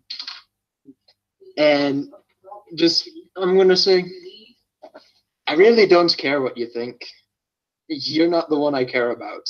And then I just walk past him. Kirith, you were asking about if you could like splint his leg and help him out. Yes, that would be a heal check to do that, and you rolled that with a 15. Yeah, you properly bandage it up. Now you've gotten time to not be applying a battlefield dressing, so as to speak. So his leg is splintered up. He's got a crutch. He's fine. He can get around now. He's not much use in a fight, but if someone gets near him, he can give him a mighty good whack still. His arms work. Indeed. Okay then. Who's riding on top of the wagon again? I don't remember. It was Keldor who rides on top. And let's see if it happens again. Because when we start off, I am trying to jump up onto it. Davik will immediately try to position himself next to wherever Primrose is, as her sort of lack of respect for authority, as well as her weird attention-paid terminology, somewhat interests him. Hence the attack roll. What? Wait, I'm sorry. What attack roll? The dark horse smacked you in the groin. Oh. It says very specifically. Walks up Wait. behind Darvik and goes for a groin kick, hitting AC 24 for 5 damage. Why? What just happened? I'm confused. What's happened? Well, Darvik questioned why you were being so specific about your pronoun. He And, didn't say anything yet. He was just looking confused. Well, you didn't question it. You raised an eyebrow, to which the dark horse took umbrage and swiftly kicked you in the crotch. Well, joke's on you. He's armored down there. That doesn't stop for 5 damage. That still hurts your foot. Piece, I think. It hurt, That but bend the obviously you are clock piece? protected. You know, anyone who's ever worn a cup and still, you know, Pretty much. it's a strange sensation. It's am I alive? For real. It's that real slight moment of uncertainty. Yeah, it's that moment where you go, I think that didn't hurt. I'm not sure. There it is. At any rate, even after he kicks him in the groin, you will feel I'm sure the dark horse will actually feel a pretty good clank on his foot as well. But Oh yeah, My feet are armored. yeah, Armor against armor. there's a loud clang of metal on metal, foot to groin soundings. What the hell have you guys been doing while we've been asleep? Kicking each other in the groin, apparently. Apparently so. Dominic is going to take exception to that. That's fine. I beg your fucking pardon. Hey, don't look at me. Flick puts his hands up in the air. He's referring to the quote-unquote dark horse. I'm called Kid now, if you have looked at it. I've been gracious enough to give you my first name. It's nice to call people by what they ask to be called. That's the big thing. Again, he never made a comment about it. He just was confused by it. Yep, I'm good at reading people. Also, I have bad charisma, so I may have made a mistake. Kid's charisma is pretty appalling, so. And, if memory serves, your Regardless- wisdom isn't that great regardless, as well, is Darvik it? We'll eventually ask her about it, though. Yeah. Politely as possible. And And I mean, like, getting actually a polite, kick. not talking to the knoll polite. Okay then, so you've all spoken. You've met a lovely new traveling companion, and have agreed to bring them along with you. You've woken the prince up, and he's agreed Yes. to turn you into his new army. You are his round table, his elite squadron, the only people that were available on short notice. Pretty much. We'll take it. And you are going to continue heading down the road. On the road again. If Keldor's on the roof of the wagon, Primrose will join him there. If you want to just climb on up there. I mean, the wagon started and Keldor jumps on it. But you can adjust and climb yourself up. You don't need to make a roll for it. That's fine. Davik was going to continue going to start a conversation until she climbed on the wagon, in which case, yeah, he's now following her up there. I just love the Not with, idea. breastplate. I have this great image of Davik trying to subtly sit close to Primrose and go, oh, okay. She just gets up and walks away from him. It's a shame. He's a nice guy. It's just the situation, the no nice thing. He is infuriated to the point where he looks like an asshole. Nice guys aren't racist. You're trying to talk to me. I'm sorry. I didn't realize. No, like your character doesn't even notice. Yeah. At this point. You're up on the roof and he's just like, I'm not sitting up there with the knoll. It's funny. I like it. It's actually not even that. It's the fact he doesn't want to fall off the wagon. Oh, okay. That I'm would sit He across doesn't from the particularly prince. like the gnoll, but A, if he actually is a knight, and B, if the prince trusts him, then you know what? I guess he's one of us now. Okay then. Unless there's anything specific or like anyone specific you want to be sat next to and talking to as you continue traveling. I'm assuming that Darvin will still try to talk to Primrose whenever he gets the chance. I mean, if we're all up there on the top of the roof, I don't see why we couldn't talk. He's not. He is inside. Oh, Everyone is Okay. on top of the roof. Slightly bowed at the top, as under all the weight. Oh, okay, that was misunderstood the context. Yes, he would be on top of the wagon then. I think I'm going to sit across from the prince. Have Kirath sit across from him. Although he will probably stow the glaive within the wagon for now, seeing as trying to hold that thing as they're moving is probably going to be a pain in the ass. Oh god, yeah. Oh, I have a special strap for it across my back, and like a sheath just for the head. Well, I mean, you're also like 7 foot tall. Yeah, it fits. At any rate, so Primrose was it? yes, can I help you? I pardon my possible rudeness, but I noticed earlier when you're talking to the prince, you didn't seem to want to use, the terms her or she. I was going to inquire as to what the reason for that was. None of your business. I can kick him in the dick again if you want to. I meant no offense. He almost says man, but stops himself. I just was trying to figure out if it was a cultural thing or.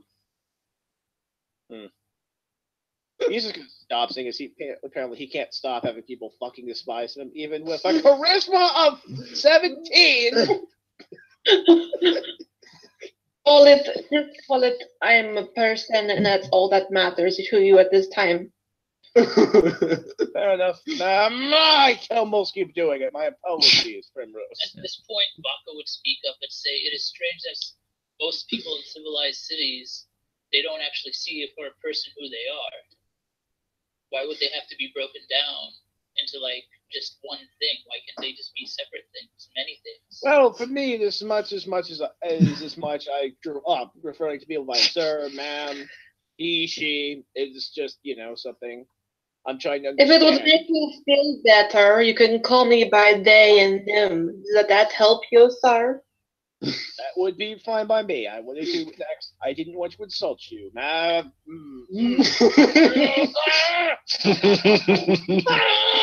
Primrose is going to basically ignore his conversation, start playing her flute, and just cut him off.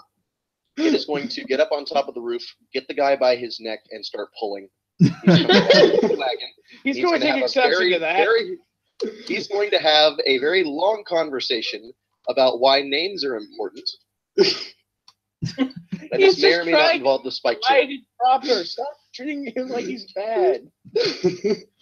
Oh, Quint, I know your pain. In a campaign I play in, I play a bard with a charisma of 20, who the entire party hates. That's why we hate you. It's because we all have terrible charisma, and you have great charisma. You're like the one popular kid in a table full of misfits. We all fucking despise you. But here's the main problem with Dark. 2 problems with Dark so far. You have a bias against gnomes, saying as Knowles.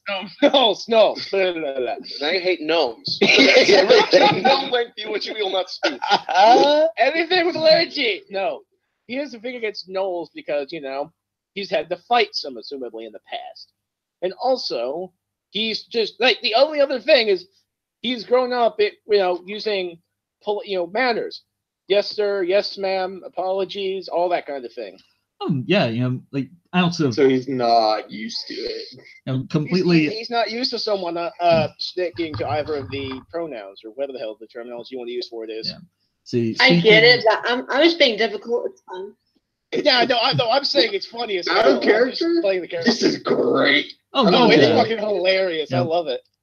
Once again, just out of character stuff, whilst, yes, I have the utmost respect for however someone wants to be addressed and so on and so forth, it is a very interesting concept to explore, someone who struggles with remembering to do that because of their own personal upbringing, not because of a bias or refusal of acknowledgement. More, oh, but I'm used to being polite and saying sir or ma'am or miss. It's interesting. It's not a bad person. It's interesting stuff to explore, and I like it. And then there's the people who just straight up don't understand that concept at all. I mean, which you have not seen yet. I mean, to be fair, I've been in a situation in real life, and it seems that many of them get very personal when they don't seem to remember the fact that most people are raised to understand, he, she, sir, ma'am, that kind of thing. But I can tell you as a fact, if I ever do that in real life, that's because I've just been raised that way. I don't mean it personally. Oh, don't worry. I'm sure. I'm putting in an active, conscious effort. For, like, a few assholes out there. Oh yeah, I know I'm putting in a conscious effort to keep going. Primrose, they, because my mind instantly wants to use the pronoun because, well, because I know Rebecca. Rebecca is a. Times. Yeah. Yes, it's difficult, but it should be something that we are all willing to do because that person wishes to be treated in such a manner.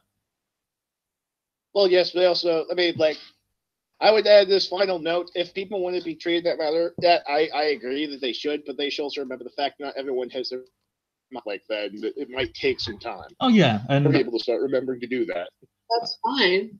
Yes, I believe so long as everyone can have an open dialogue. Let's get back to the D&D game rather than the social commentary. Yeah, we've built on this for a bit. So Flick climbs up onto the top of the wagon and he says, "Hey, Pete, how long are you going to be playing for?" Wow, okay, like the entire Roll20 just disconnected from me, or Discord just disconnected from me there for a second. That's fine. I couldn't hear anything saying. Such great time. Oh yeah. Technology doesn't like us today. Okay then.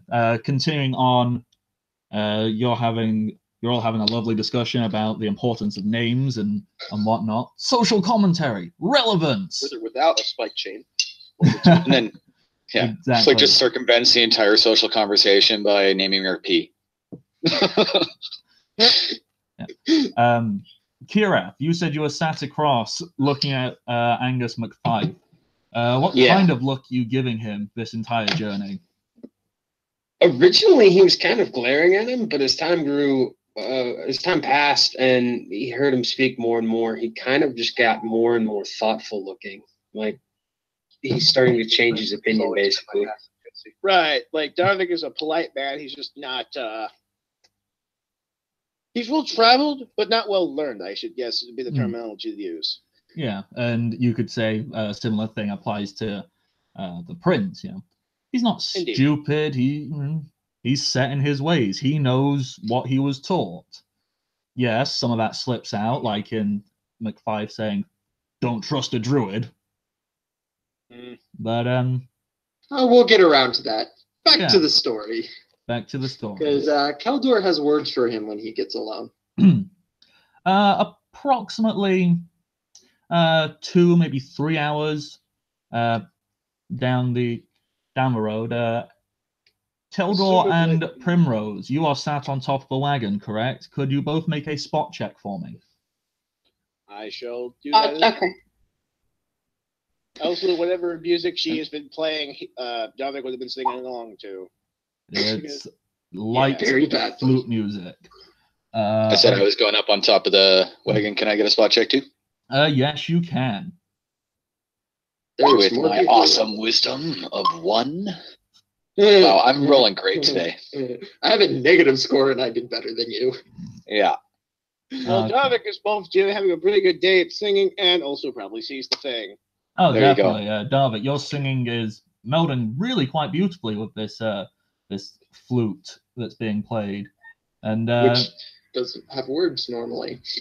No, it's surprising that you made it merge. No, he's like kind of putting on a more a cappella side to it. Yeah, I guess. Meanwhile, less actual words. As your less actual words, more like something like that. Yeah, you're doing some free flow jazz scat singing to the flute. And Flick is actually sitting on the back of the wagon, staring back at the pillar of smoke rising from his former home, and he's got his ears plugged. You've got your ears plugged. Oh. As soon as the jazz scat starts, he was really enjoying the flute, but you know. No, he doesn't scat. He's just like. Doesn't matter. His ears are still Sorry, plugged. he's scatting all over the roof. Whatever he did, I did great at it. You did do pretty good at it. You know what else you did? You know what, man? I can respect the talent. It's just not my kind of thing. Right? It's like some people are super talented, and I hate their music. Well, Okay, steer clear of the rocks. No more social commentary. Let's kill imaginary shit.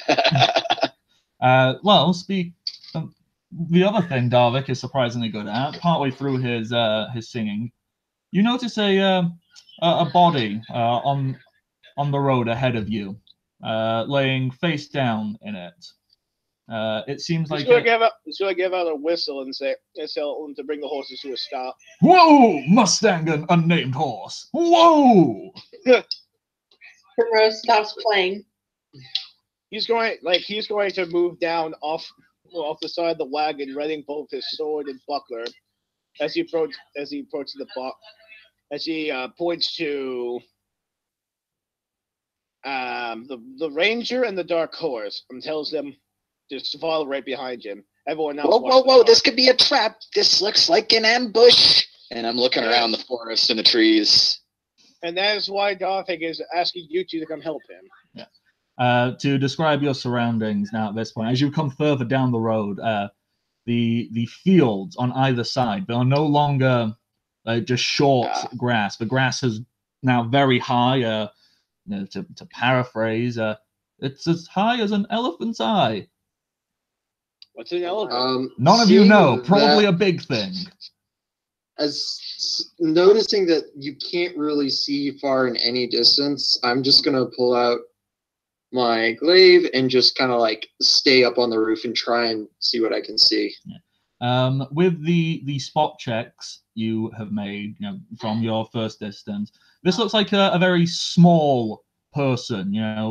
About the size of a child, perhaps. No taller than like 3 feet. Can I tell if it's a halfling or a human from the wagon? If you're actively trying to look, make another spot check. That's better. Yeah, 20. You know right away that's a halfling. Hey, guys, that's not a kid. That's a halfling. This could be a con. This is what I would do. Thank you for that wonderful observation. That tells a lot more about you than it does the situation. Just watch your ass. If you go to approach this body, are any of you getting closer to it? Darvik will tell the ranger to try to keep an eye out on the surrounding area, while the dark horse he'll just ask the dark horse to stand right next to him as Darvik will sort of look over the body. Once you get closer, a low, raspy cough comes from this body. He will throw aside the sword and buckle it and say, "It's moving! What's happened?" I'm not actually attacking it. Yeah. Well, of course I'm moving. That's what people tend to do, especially when they get their throat all covered in dirt and dust. I offer the stranger some water. I'll be thanking you kindly. You wouldn't mind giving me a hand up? I seem to have tripped and fallen, and Darvik will help him up. Yeah. If you help him up, he's very short, about 3 foot tall. He's got a finely groomed goatee and mustache, and some mid-length, wavy, light brown, almost reddish hair. He's wearing very nice clothes, and they are tattered and covered in dirt and dust. And he goes, I had to leave Dundee in such a rush. that I just went and forgot, my everything. So thanking you for the water. Dominic will give a laugh at that as he recollects his sword and buckler, replacing them on his belt. Well, I can't. Well, I have a feeling that we all have lost a lot, sir. Whoever has handed him the water, he grabs this, whatever you've handed at him, a water skin, a glass bottle, whatever it is. He is downing it with every bit of gusto he can, like a starving man given food. And, or a thirsty man given water. Exactly. And when he's done, he lets out an almighty belch. He goes, thanking you kindly, good sirs. Pleasure to meet you. He sticks out his little hand up towards you. Goes, the name's McGrath. Smiles McGrath.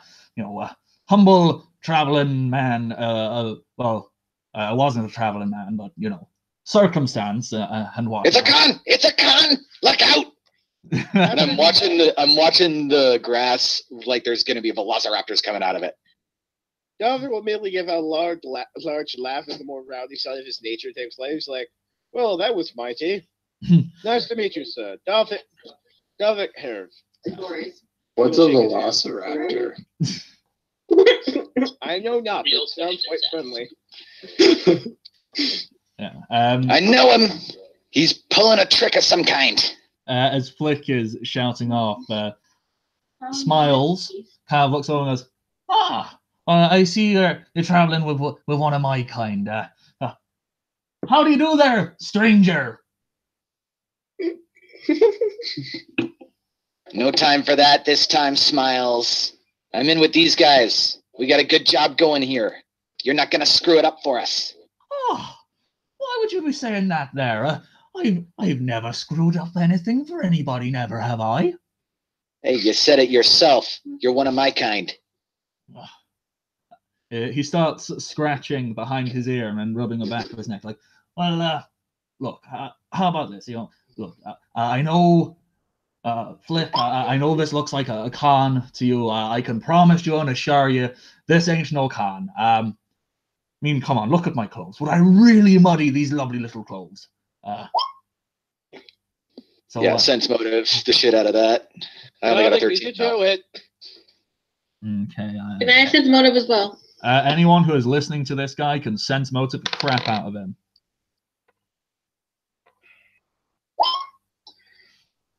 There's a crit.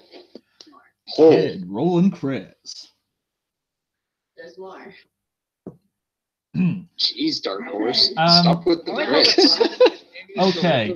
They got it. All of you, with the exception of Kid, think this is actually the most honest man on the face of the earth. Kid, however, remains suspect. He's not outright lying. He continues on his speech. He goes, now look, I know how suspicious this looks. There's tall grass and there's a fella lying in the road, and you think, some fellas are going to jump out and attack you. Well, I can guarantee you that is totally 100% not happening. And Dominic is going to move back to the car to grab his glaive. Even to Kid, that seems entirely Watch true. him. I will be back. Kid, you can tell that he's not lying about this. This thing right here, right now, is not a trick. No one's going to attack you here. Why are you kicking me? I'm sorry, I forgot to change the name.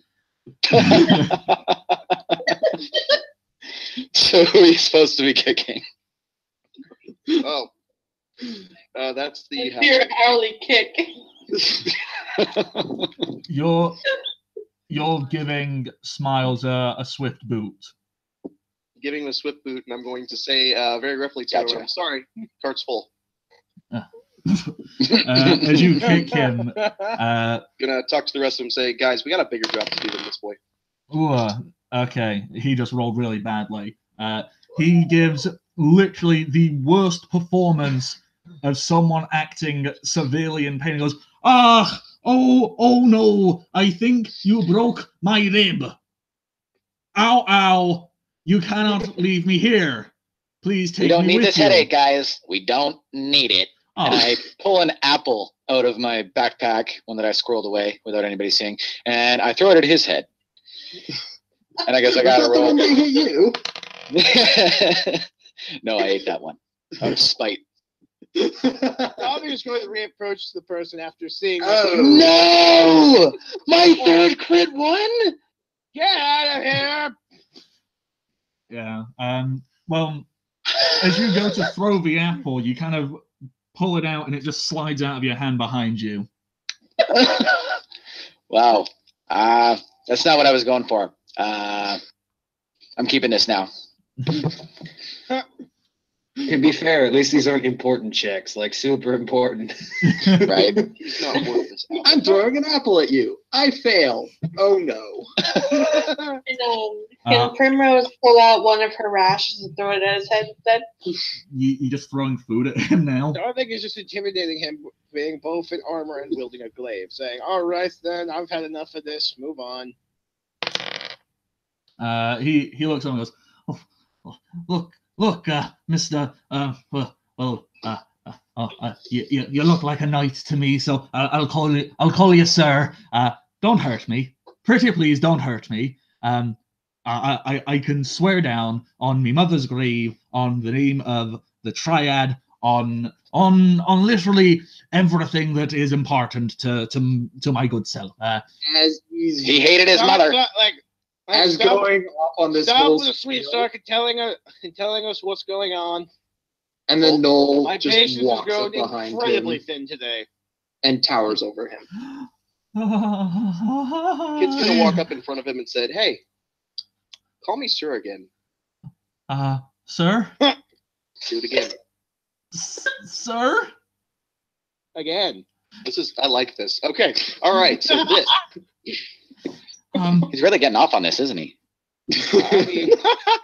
I used to being in control. I am So- not in a position to shame anybody or their particular kings. You know, some people like to be called daddy, sir, whatever it is. Please don't hurt me, and please don't leave me here in the middle of this dirty road to die.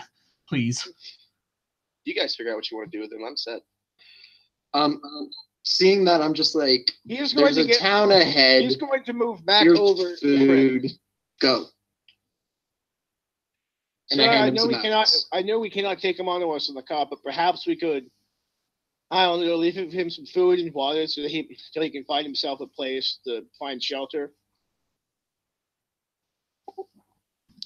Look, if you let me ride with you, when we get to town, I'm very good at making money. I'll use whatever connections I've got, and I'll get you some money. I'll pay you back. I'll treat you all to a lovely night out at the pub. I promise. I promise. That'd be Yeah. It was like, Terrible. on one hand, he was thinking with his battle mind, but not his civil mind there. You can tell this person is, well, you know, you've kicked him in the ribs. You've scared him, you know, to the extent where it almost looks as if a moist patch is growing in his trousers. Oh. Not actually, but you know, he's like one scary thing being said to him away from that, and it seems as if he is legitimately telling the entire truth. When you He get just to wants- town, Davik is going to let out a sigh, walk up over him to say, like, I will see what the wagon owner will say about this. Because they actually now kind of feeling really bad about all this. the Bardic Knock will look down at him and go, if he's paying for drinks, he's in. Sounds good to me. And I Davik will jump back up on the wagon. Davik will offer an apology for startling our little guy, and then basically show him over to the wagon. Okay. Oh man, guys, this is a mistake.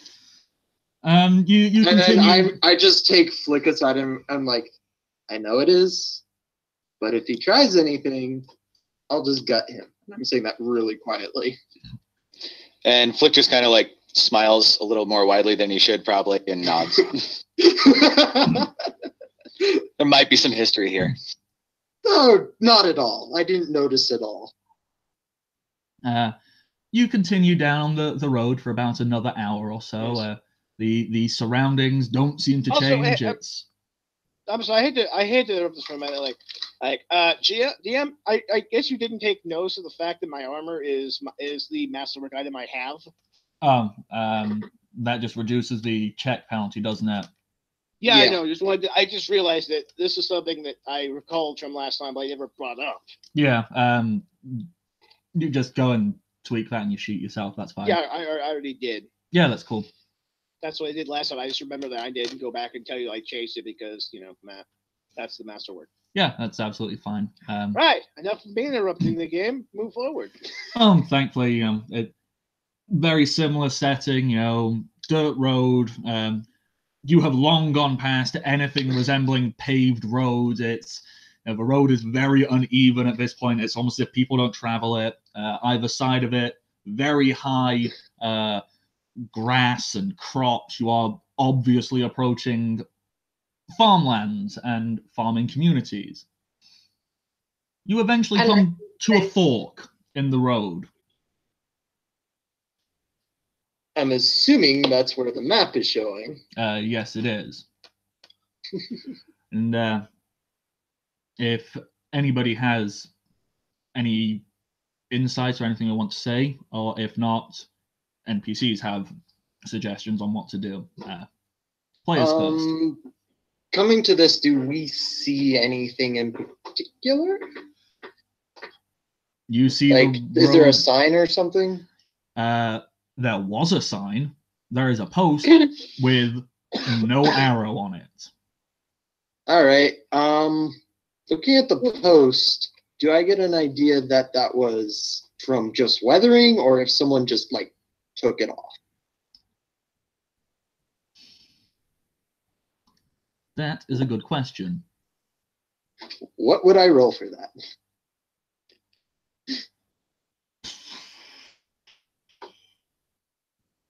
I legitimately have no idea. What would that count as?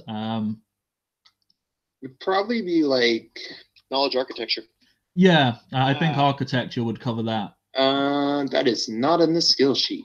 I do have a question, G. Well, I'll just roll a normal one since I don't have any points in anything anyways. Anyway, hang on, still doing things. So that was just a general knowledge check since I didn't have one set up. You can kind of look at that and go, seems bizarre that the only signpost around here wouldn't work. That seems suspicious. Would the wagon see anything? Like what? What do you mean? Like just because? Like a town in the distance or something like that. You're still an hour away from the closest town, so you wouldn't be able to see it. You see dirt roads going off in two directions, and lots of tall grass and grains and tall things, which make it very hard to see through. Noticing that the sign was probably not just worn out, I'm like, everyone, get ready for a fight. Well, and we should take the left. Davik will sigh, grab the glove. Go ahead. We suddenly lost all sound. People? Hello. We're here, Dad. There they are. Yo. Who was wanting to make suggestions on which way to go? I will indicate the stage left. Or, sorry. Yeah, left. Because I want to turn to the left because it seems like it would be more obvious to go straight. But if the sign's missing, it might have indicated that we were supposed to go to the left. So there's three directions or two? There's two. So you're suggesting going in the way of the ping. This way. Got it. I have an I'm gonna idea. walk up to kill. Go ahead. Go ahead. Well, if there's a village or town at least an hour away, wouldn't there be like wagon marks and foot trails going towards that place? Does anybody have the ability to track? These are good It's not one of my questions. specialties. Yeah, I can't either. Not yet. No? Hello? On the trail? Would something other than track be able to determine that? Not really. Like you can make survival to identify footprints, but actually being able to find and follow them and Dominic will ask Smiles McGrath which way he knows the nearest town to be. well, you're kind of putting me on the spot here, but if I had to make a safe, calm, educated guess, I'd say the left. All right, we're going Dominic is right. going to immediately look to the other halfling and give a nod. Zinger's going to lean down to see if and whisper into his ear and have him track and see if he can find any footprints or anything going in one of the two directions. Oh,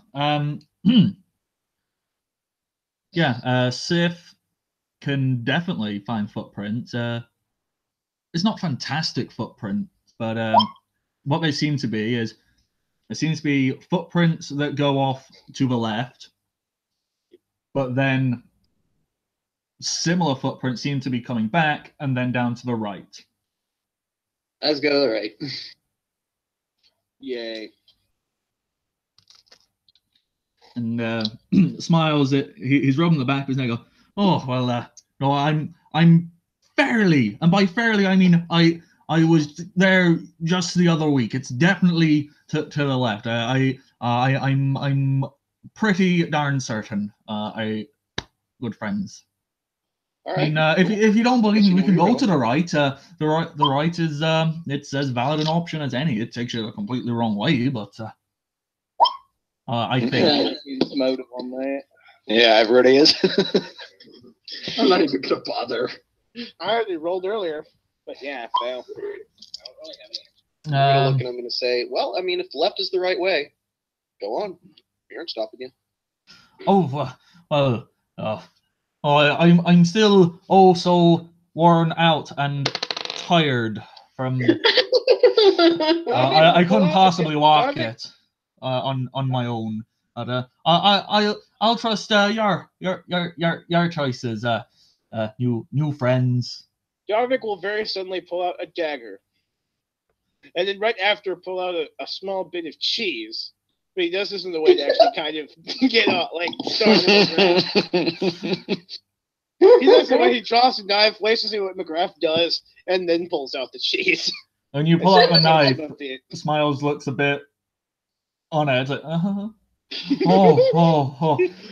For a moment there, I thought you were going to cut the meat and not the cheese. Let's go to the not right. sir. He says as he cuts off a bit of cheese, punctures it on the knife, and then offers it to him. Thank you. Good cheese. So we're going right then. Okay, let's go right. Ladies and gentlemen, this is how you neutral good the correct way. Hey, true neutral. I don't have to be good. Just because I'm good doesn't mean I have to trust somebody or even like them. Indeed. Yummy. Zinger to look at the little halfling, get down. We will offer cheese to other people who want some, though. High level, and she'll say, well, I find you're lying to me, little one. And she'll point back to see if she'll say, my friends want to have a new chew toy. Oh, I'm certainly not lying. I am fairly as certain as I can possibly be that I was told the right way to go is left. But I am willing and able to accept and believe that my information may have been false. Please don't let your big scary doggy eat me. Oh, I have no control over him. If he wants to eat you, that's his choice. I'm not going to stop him. Herman's going to take off one of his gauntlets and reach over and scratch the wolf creature behind the ears. Ah, for crap's sake, this is taking too long. And Flick walks up and he reaches into his pocket and he pulls out 2 small dice and he walks up to the front seat of the wagon and he rolls them and he gets a pair of 2s. I assume Low that you were was all left. okay doing it. High was right. I was assuming you were literally just going off to the right now. That's why I've revealed that pathway for you. Yeah, we're on the right. Yep. Okay. I was waiting on people to start moving. Hey, it's a town. Alrighty. Okay, so as you can see, there is a path. Nothing gets in your way. Oh, for some reason, Roll20 is being stupid and it's not letting me scroll. So I'm having to manually go and click the stupid sidebar thing. Yeah. Kirath is gonna like stay a little bit behind everyone, just kind of make his own way, a little separate from the group. Okay, let me paint a word picture, and then how would people feel about having a quick bathroom break? That would sound great. Well, break of any sort. You don't need to go to the bathroom yet. That's just a suggestion. You don't tell us what to do. If that's what it's called, that's what we have to do. I wouldn't mind a bit pausing the action. Yeah, I'll just give a quick description of what you see as you come into this town. As you arrive into this very small-looking village, there is a small sign that says, "Welcome to Furness." Furness, Furness. It is a small farming community. It's there's barely a single road, and there's like 3 buildings on it. Well, as you can see, there's 4. My apologies.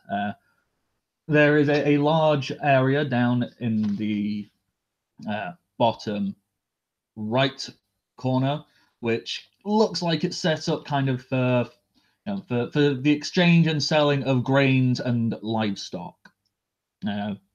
That's pretty much all that is there for. As you arrive into town, on your left-hand side is a stables for out-of-townsfolk to rest their horses for the night and things like that. Off to the right, there is a small tavern called the Ploughman's Rest. Next door to that is a general store, all kinds of bits and pieces anyone might need for small things. And next to that is a very mediocrely sized blacksmith's.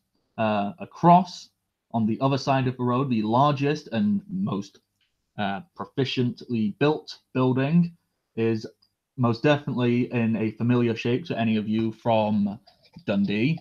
This is a church of the Triad.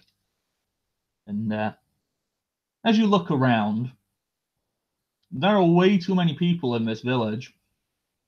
There's loads of people just sat outside, stood around, huddled, wearing as many warm things as they possibly can. There appears to be smoke and burn marks on their clothing. And Looks like we're not the first ones here. Surprising, since we had a wagon. I just look at the barn. I mean, to be fair, the horses have been pulling probably close to 2,000 pounds. Probably. Fair enough. Fair enough. Plus the wagon. Yeah. And you notice outside the front of the pub, there is a sign that says "No vacancy." And some of these people, they're just curling up in whatever alleyways or covered areas they can, looking like they're preparing to sleep on the streets for the evening. Outside the front of the church, there appears to be a woman, a mother of sorts, with several young children who seem to be being turned away by a very sad-looking human woman donning the holy symbol of the Triad. And that is kind of all you need. Let me just double check. Yes, and one other final building. Down at the southernmost point, there is a large building. I say building, it's more like a big shed with a sign out front that says Village Hall. Question. Question. No, you're supposed to say answer. Because that's what I'm going to do. On the road, before the big group, would she have seen a bunch of people traveling it during the night, you think? How close to the road would Primrose have been? Would she have been traveling all night herself, or? She would have traveled by a little bit of lantern light after the town exploded. That's the thing. The attack on Dundee occurred at the first light of dawn. It was at the very end of the evening, so chances are you probably would have been asleep at that point. You might have woken up to see the town being set on fire and whatnot. Yeah. But as for seeing plenty of people, you'll have seen you'll have seen plenty of wagons and people on horseback and people just running on their own. Like you'll have seen plenty of people, but doesn't definitely guarantee they followed this one specific road. Gotcha. But yes, you will have seen plenty of people running away from the city. Okay. Okay then. Does everyone want to take a quick bathroom break? Yep. I'm fine with it. Alrighty. I would like food. Is coming in that loud for the mic? Okay. Let's hope this doesn't deafen everybody.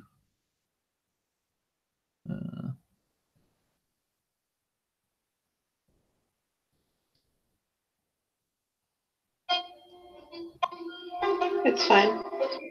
That's like perfect. You can also adjust the music on your thing if you go into the music tab. No.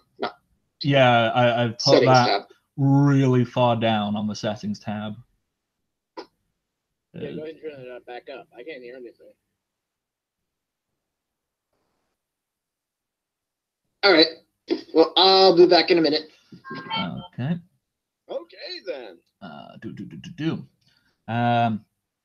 Well, whilst everyone else has run off, I'm just going to sit here and talk to an audience who probably doesn't exist. Hello, how are you? Are you enjoying yourself? I think you are. If not, sorry, I'll do better. He swears. If you are enjoying this, please consider showing up more often or subscribing.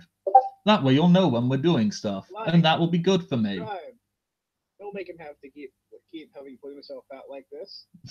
Okay, yeah, seriously, I'll be right back. Yes, go to the bathroom. Go away. And yeah, so I'm just have to keep talking. If you guys are enjoying stuff, that's great. I look forward to eventually someone enjoying these kinds of things I do enough to be inspired by them, or ideally in some crazy world, pay me. Money would be nice. I like money. But no, you don't have to. That's cool. I'll survive. Yeah. I mean, don't really have much else to say to nobody talking to me. It is I, Kylo Ren, having paid attention to your stream.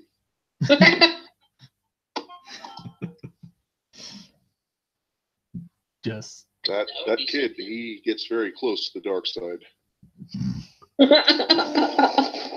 You're just enjoying your voice changer there, aren't you? I enjoy it a lot.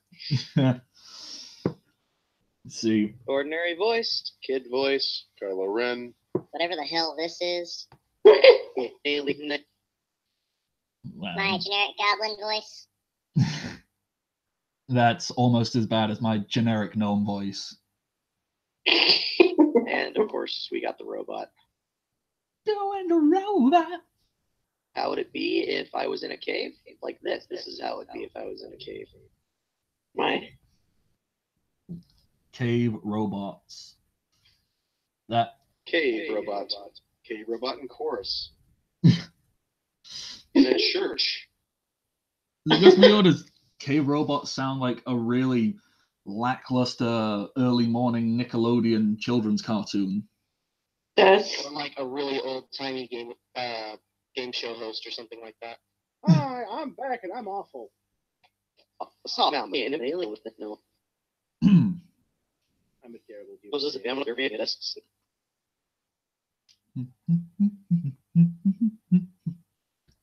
But yeah, Clownfish voice changer, completely free to download. You think we Great way keep to add plugging a stuff, touch of people will pay us? some annoying part to any of your D&D campaigns that take place solely online. Oh, Matt.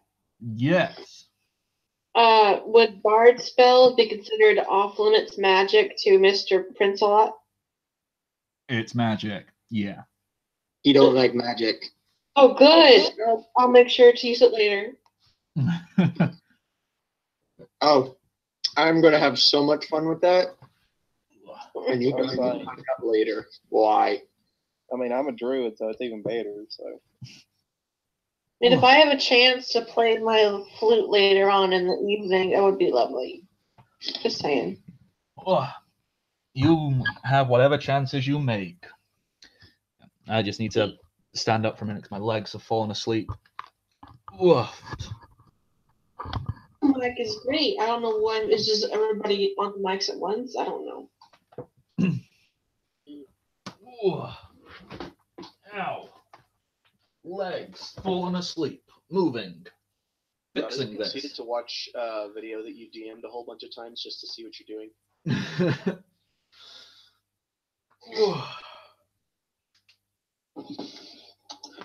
Ow. There we go. Stretching. Because you've currently got a series called 4 Idiots Go Adventuring.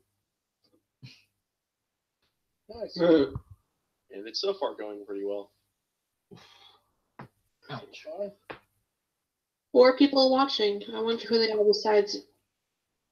I'm not one of them. Not at all. Nope. No, I'm definitely not one of them either. I can't do that if I hear myself echo slightly after. I'm really taken back by it. You know, you just ruined my plan. Oh, not plan, sorry. You ruined my little ideal that, 4 people cared. No, sorry, couldn't let you get your hopes up too much. No, it's fine. Well, there were 2 people who showed up who I have no idea who they are. So if you're They just left like 2 hours ago. Yeah, pretty much. Probably tuned in and Go back and watch what this. the hell is this crap? Okay. Bardic knock. Where's the I'm back. roll? Alrighty. Dogs attacked me. Well, talk amongst yourselves for 2 minutes, whilst I also go and make a quick break. I had to talk to the non-existent audience. Go for it. Let's make fun of the Bardic knock. It's like, Now the DM's back is turned and they can't punish us for talking shit. Yeah, I mean, was there orgy going on in the background at his house? are you telling me someone didn't post? Like, no one has done anything in the live chat? Not that I've seen. Oh, by the way, you guys have noticed the handouts that we all have, right? Yep. I'm sorry, the what? The handouts that we all have up at the top. Do you have that available on your screen? Yep. So like how My so handout. Link is one highly exploitable prince. That's it. That is it. Oh, handouts. Gotcha.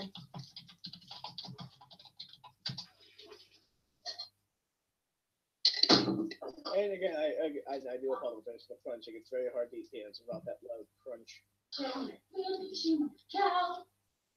I mean, unless you're one of those weirdos who removes the shell then eats them. Yes. Or you buy unshelled peanuts. You can do that? Yes, I have a jar of them sitting in my cabinet right now. I've actually got Unshelled like peanuts are the best. Yeah, I've got like 4 of them in various states of being opened. I'm pretty sure if you take a box of peanuts down to a school nowadays, you're technically considered a school shooter. Wow. Bad. We just can't stop being topical, can we?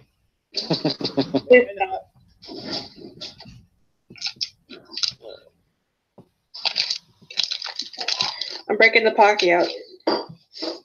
Awesome. Let's move all of our characters to different places on the map.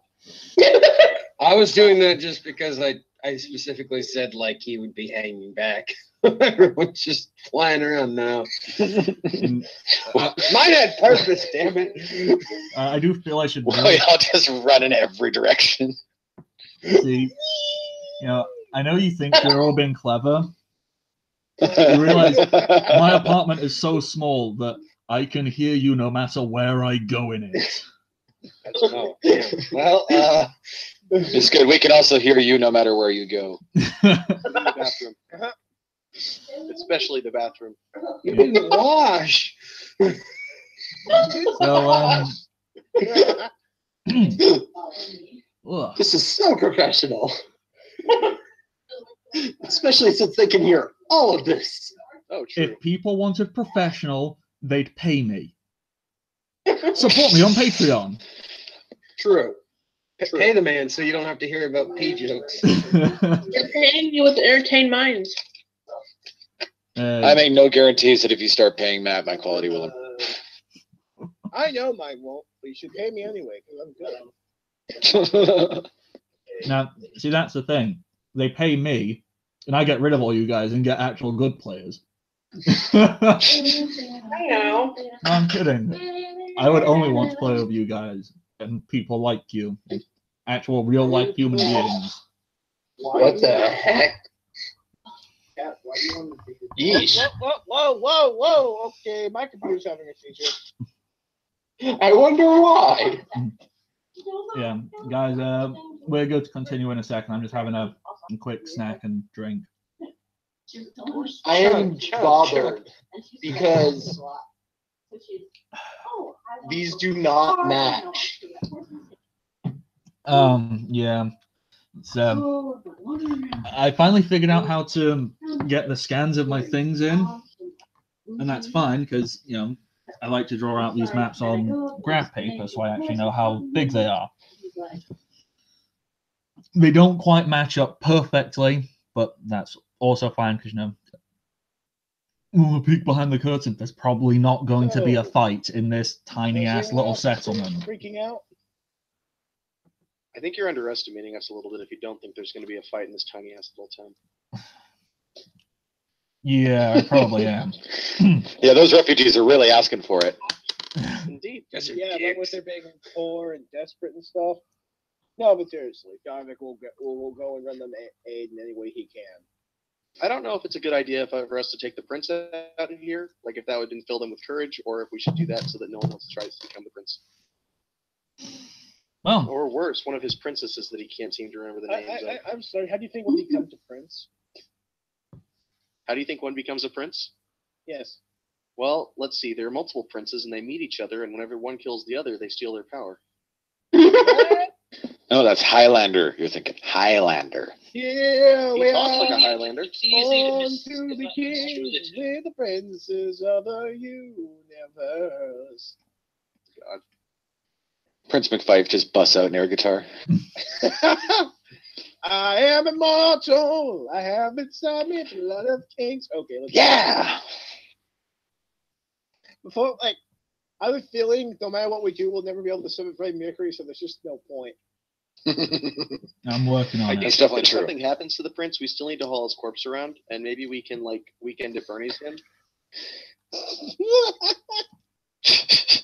I was listening to Freddie Mercury earlier, and I have a theory that I don't think gay people existed before Freddie Mercury. Oh, I can confirm dude. that's not true. Have you seen the Renaissance paintings? Have you heard of the Spartans? I was literally just going to use the Spartans. You know that super butch manly movie 300 where it's loads of rippling men being butch and manly? Okay. Yeah, all the deleted scenes were just butt sex. Well, the reality of it, they were all gay. It was actually a part of culture. Each young boy would be assigned to a older man who would be their teacher, their combat trainer, their lover, because they thoroughly believed that. Learn. Stop that. No, they all need to learn, but 300, all of the men fucked each other. Indeed. It was part of the reason why they work so well together. Yeah, it was a common belief that if you have a love for your brother on the battlefield, you will kill for your love. Like, you will fight better. That whenever, like, they returned from their tour of duty, the women who they, like, would end up having to marry tended to dress more masculine to ease the transition. Yep. So yeah, 300, that super bro movie for straight guys who don't find it homoerotic to watch oiled up men running around topless. To be fair, anything with Gerard Butler, I can't imagine isn't slightly homoerotic because it's 100%. I mean, look at, like, Fight Club's my favorite example. It's a dude who's literally beating himself off. This took a weird turn. It did. While we're on it, Top Gun with the shirtless volleyball. Well, Top Gun is too easy. That's too easy of a target. No. All right, so we can't. I'm sitting back here. I'm sitting back here like a spider in a web. D&D. Yeah, I was just gonna say we can't make this a new section where we find the gay subtext in things because we'd be here for way too long. 100%. So hold on a second. I derailed the whole game with a comment about Freddie Mercury. 100%. That always happens, though. Oh, that's fine. We're capturing the true essence of what it is to be at a D&D table. Now, not that I pretty much absolute chaos. That is exactly what it is. I mean, I don't dislike the more professional versions of this crap. The critical roles, the this, for that, the other. It's like, they're great. They're very professional. They're fantastic storytelling. It's not a real table. Like, just fundamentally, it isn't. That's like saying, porn is how real sex happens. Like, no, it's not. That is, even if it's not scripted. I'm not saying that Critical Role is scripted, but it is organized, and it is not a completely legitimate. This is how a real game plays. That it's they have a timetable and they have merch to sell. Exactly. So you're saying that we're the amateur porn of D&D podcasts? Exactly. Yes. Wiley's got a cool career name. Okay. I'm the dark horse, and everyone else is just sitting there staring at me. See, I sound like I came up now the contacts. See, TJ, we're not even the amateur porn. We're the badly filmed on a mobile phone from the early 2000s by a teenager in the bushes at night porn of D&D podcasts. Perfect. Oddly specific. It's my niche, needlessly specific. We all know what Matt done in his younger days. None of us talk about our younger days. Everyone Younger days. It's a rite of passage. Rite of passage. Right. Speaking of passage, we have a town that we must passage through. Huzzah! Someone linked it. No, I'm not huzzahing that. That was a terrible transition. I don't care. Transition's transition. Otherwise, we're going to sit here and it's going to become a different show entirely. Town, you're in it. Refugees, overcrowded. What do? General store, immediately. See what they have. And buy food before anybody else does. Do you think there's any food left in this town? Exactly. Gothic will go out to see what can be done to help the refugees. Even though he hardly has anything himself right now other than, armor and weapons. If you go and try and talk to any of them, giving their, oh, well, we don't have our home. It got burnt down. We need somewhere to stay. But they say there's no room in the inn and the church or anywhere else. What are we going to do? We can't keep traveling now. We've walked for 10 hours, if not longer. Go sleep outside. It's cold. Well, suck it up. It's cold. Wow. Lovely Primrose! Have some civility. I'm going to ask the sorry, prince. sir if or he- ma'am, because I don't know which one I don't know what kind of person he's talking. Me and my compatriots will look into a solution. Oh, that'd be loads of help. Thanks. Whoever the This hell is you a are. general store, right? The smallest building is the general store. Okay, I'm in the general store.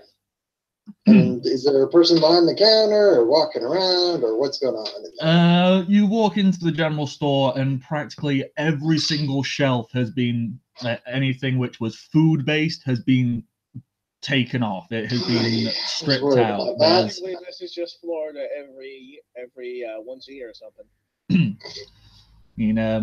Yeah, you'll find a few things here and there, like okay, yeah, ooh, there's some potatoes. Like not even like a full bag of them, just like 3 potatoes on a shelf. I will take whatever food is left and bring it to the front to the counter and ask how much it is. When you speak to to the shopkeep, he goes, "Oh, hello. Well, I see you've realised we're low on supplies. Yep. Well, what that'll cost you there? Those 3 potatoes and let's call that 1 bread. It was bread when it was first put out. I can tell you that much. So we'll call it bread. That'll cost you 2 gold. Ha! Wow. Okay then. It's almost like the supply, like the demand for food outdid the supply. Therefore, economically, food costs more now. Yep. Imagine that. Flick's jaw is just like on the floor. This would be Bo when Keldor noticed that he followed him in. I just look at him and I'm like, I'll find my own food, thanks, and walk out. Oh, okay, thank you. Bye. Before you go, I'm assuming you've just arrived in town. Yes. Yep. You didn't pass a supply wagon, did you? Nope. Oh, darn. Never mind. Thank you. Primrose sees and come out of the store and is like, you didn't find any food, did you? Nope, we're gonna have to hunt for food elsewhere. Listen, I've been trying to tell you all this As time. you are, we're gonna need food for a couple weeks, and I doubt you have enough food for all of us for a couple weeks. No, but for now, at least. Yeah, it'll tide us over, but we are going to have to get more, and the sooner the better. Dominic will hear this conversation and pulling his crossbow from his it's not like in his bag, but it's more affixed to it. We'll say, well, I have this for obtaining wild game if we need it, but I'm personally more worried about the town folk here. They seem desperate for a place to rest. And what with the cold and fear and stuff, I'm sure that if we can actually find them a place with 4 walls and a roof, they feel much better about their position. Yes, they would, but chances are we're not going to be able to find anything in a small town like this. Their best bet is to keep moving. Honestly, what you see in towns like this is what you get. I know plenty about small towns, but I do also know that they're often small, like smaller outposts outlying, whether they be for official business and scouting or just something punk kids set up to try to get away from the small town. So perhaps we should try to look in the outlying area if there's any abandoned buildings where we might be able to give these people lodging. How many refugees are there again? Like tons? Enough that they have filled up the tavern, they have filled up the church, and then there's still others. Not like hundreds and hundreds, maybe a couple of dozen. Oh. Yeah. With a couple dozen, even finding 2 or 3 of those won't be enough for all of them. Yes, but The best thing we can do for them is try and fight back against whatever took their home in the first place, so it doesn't move. Because armies like that don't stay still. For us to rid them of an evil if they don't live to see the day that evil's gone. Here's the question I got. They mentioned a supply cart. Did they? Yeah. Yes, Did you see a supply cart? The shopkeep did ask if you passed a supply cart. I don't to hear that conversation. Yeah. Yes, there is a supply. He mentioned a supply cart, but we don't know what direction it's coming from, and in all likelihood, there may not even be one. Would Primrose have seen a supply cart out in there? No. Okay. Well, I would almost say we should try to go out and find it, but What direction? At the shopkeep? No. Yeah, he would know. Can ask him. Ask him. Figure out where it's going. We could probably go out and get it. All right, I'll go ask him. Even if I don't know if I could take that Prince belly aching. Flick goes off back into the shop.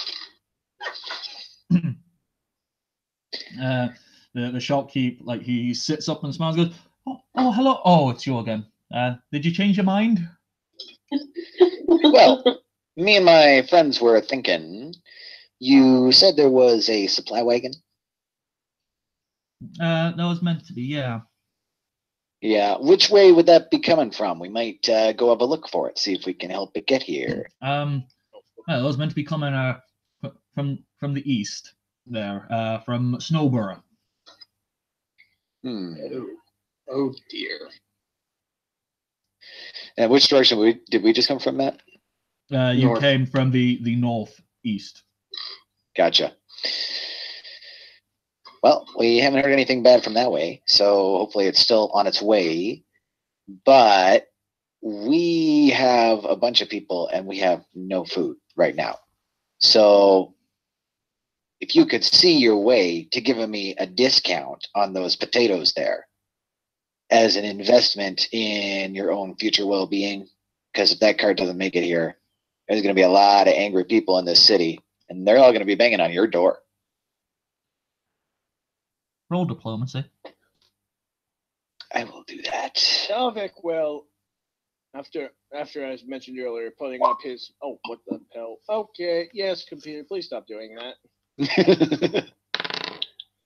There we go. As I was saying, after putting up his armor and glaive and all that, and offering up his light crossbow for whatever hunting might need to be done, he will go speak to this woman who he's kind of seen the entire time, but only recently grew curious enough to go converse with her. Okay. I'm going to finish off what I was doing with TJ and Flick, and then I'll go to that. Okay? Oh, I'm sorry. I heard you two finish. My bad. Yeah.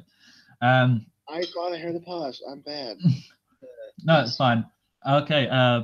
Well, he just rolled appallingly, so he kind of looks and goes, well, if you're going to go and get hold of that supply card for us, how about I cut you a deal? You can have these for free. Now that's the kind of deal I like. But you really need to get us that supply card, because without it, I'm going to starve, and I live here. Yes, it's awful that these poor refugees and oh boo hoo hoo hoo, but I live here. Yeah, I get what you're saying, man. I will do my best, and I hold up my hand to shake, and I hold it up at like a 45-degree angle. He sticks his hand down, shakes, agreement is made, and he lets you take the potatoes and bread, ? Perfect. Is the bread like completely moldy? This bread is totally stale. Okay, stale is all right. Moldy is not. I'm pretty no. hungry at this point. But you know, it's medieval times. We don't know what diseases are. Totally. Well, Moldy they still knew what mold was. Yeah. But before, is Kid actually in the store with me? Oh yeah, I walked in. Okay, so as he walks in, I'm gonna be like, "Well, I got us the last food in the place." Sounds good. Is it gourmet? Considering the circumstances, I think it's the best meal in town. All and right. I hold out 2 potatoes. So we're going off to take care of the cart situation then, huh? Yep, that was the deal. He gave it to us for free in exchange for us to go look for the cart. So, you know, that's right where the halfling said that he wanted us to go, right? That helps. We get to find out whether he's a liar. Well, that's assuming we're even going to take him further than this town. We could dump him here. That's true. I have a feeling that most of the party members here aren't necessarily good aligned. Not. Well, I think there's a lot of neutrals in here. I'm good aligned, but because so you never really know with me. And just because you're good doesn't mean you help everyone all the time. Oh, right. Well, I'm just getting that vibe. Okay. So, Flick and Kid, you have agreed to go and sort out this cart scenario. That's good. That's cool. David, you have approached a young woman dressed in the holy symbols of the divine triad, whom you have just seen turning away a middle-aged woman and 3 children from her church doors. She looks very, very sad. Donovan has a bit of tug at the heartstrings after seeing her turn back the mother and her children. Although he certainly understands the situational requirement of that. He does, however, go off and introduce himself to her.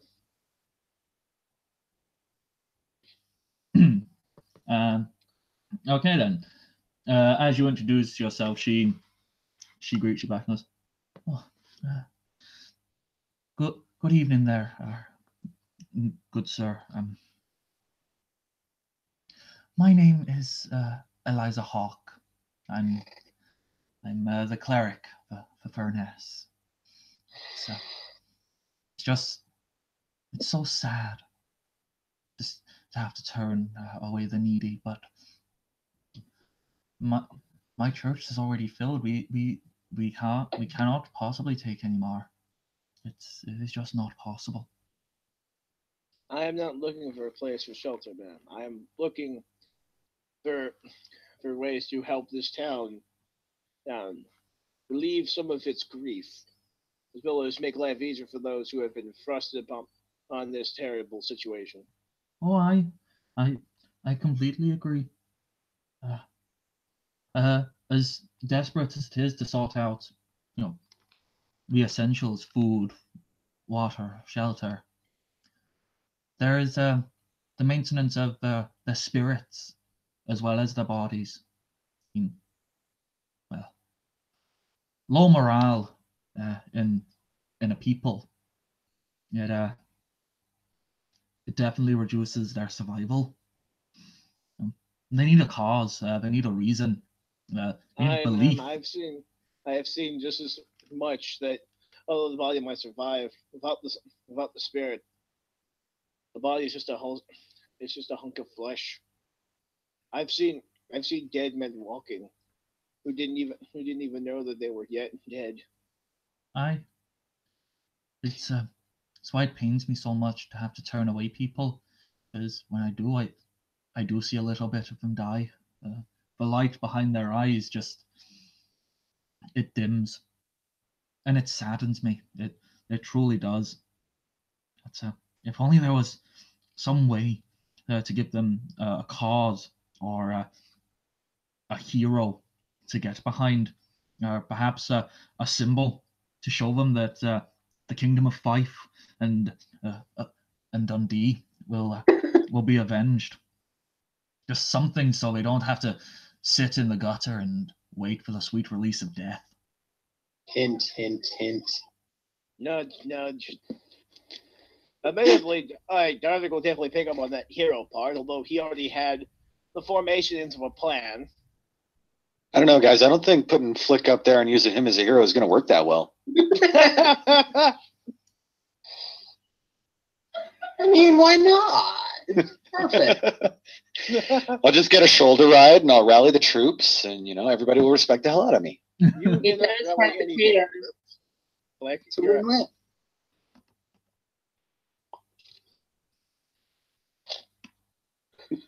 at any rate, Darvik will thank the woman for her time and then head back over to the wagon. So I'm actually gonna head back into the store and look around for what else is there. Like this, all the food is gone, but is there anything else in there? All the supplies one would need for building a fire, gone. So there's no timber, no oil, no things like that. Primrose. Rope, tarps, anything like that? I heard my name. What? Darvik will approach Primrose and say, Primrose, What? you said you were a skald, yes? I'm sorry. What? Skald.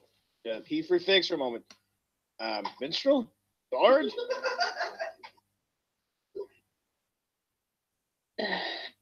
I'm not sure. You just said. I'm sorry. He asked if you were a minstrel. You said you were a minstrel. I'm a bard. Yes. How can I be of service to you? Well, it strikes me that we can't exactly help to feed or help feed or shelter to people, but perhaps you could help me in lifting their spirits.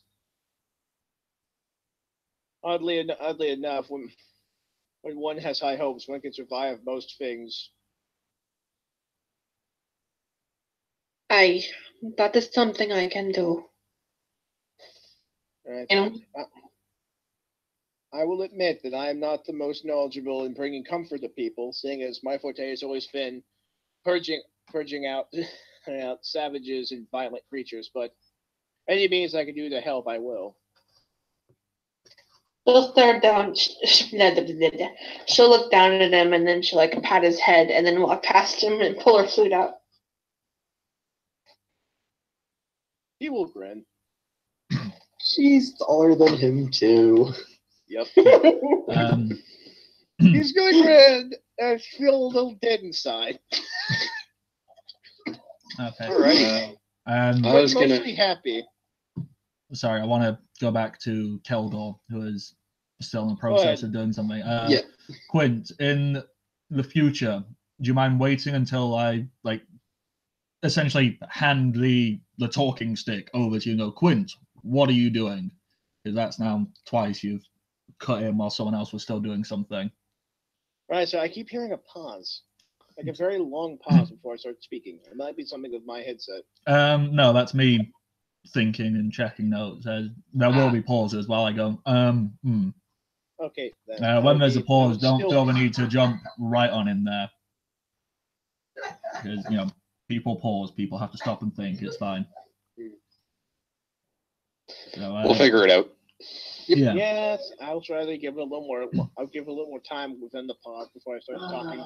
Yeah. So going back to you, Keldor, you can find rope and maybe some forms of tarp and material, not loads of it. Lots of material has been sold for people to use as makeshift blankets and things like that. Mm-hmm. Okay.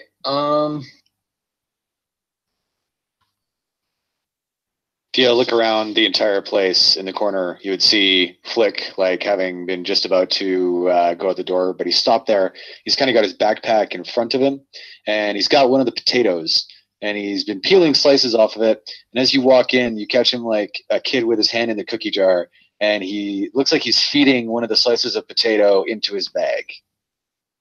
I've been so waiting for this. I just look at you. Yeah. And as you continue staring at him, you see a quick dart of bronze flash out from the bag and grab the potato and dart back in. Make a listen check as well, please, Keldor. Alrighty. Probably crap. Nah, it's fine. Yeah, crap. Well, Flick, you know your bag is letting out a soft, happy purr. I just look at you, see what happens, and I'm like, he doesn't want to tell me. He doesn't want to tell me, and I just turn and go to where the rope is. And oh,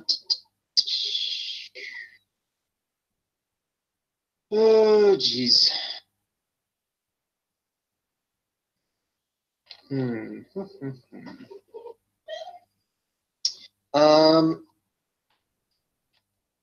So, is there at least 50 feet of rope? Yeah, you can easily get a hold of 2 lots of 50 feet of rope. I will just grab the one and bring it up to the counter. Okay. He looks at it and goes, you can't eat rope, so you can get that for your normal price. And then he goes and opens up the player's handbook and checks how much rope costs. 1 gold. 1 gold? Awesome. So I will give him 10 silver for it. He takes it, quickly counts it out and goes, yep.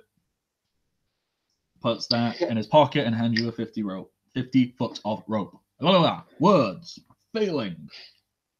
You know what? Now that I got a wagon and I don't got to carry around all my own stuff, and Flick's like up behind you at the counter again, and he's just got his backpack on normally, we could probably use the other 50 foot too. And Flick's just going to put down 10 silver as well, because he saw that that's what you got it for.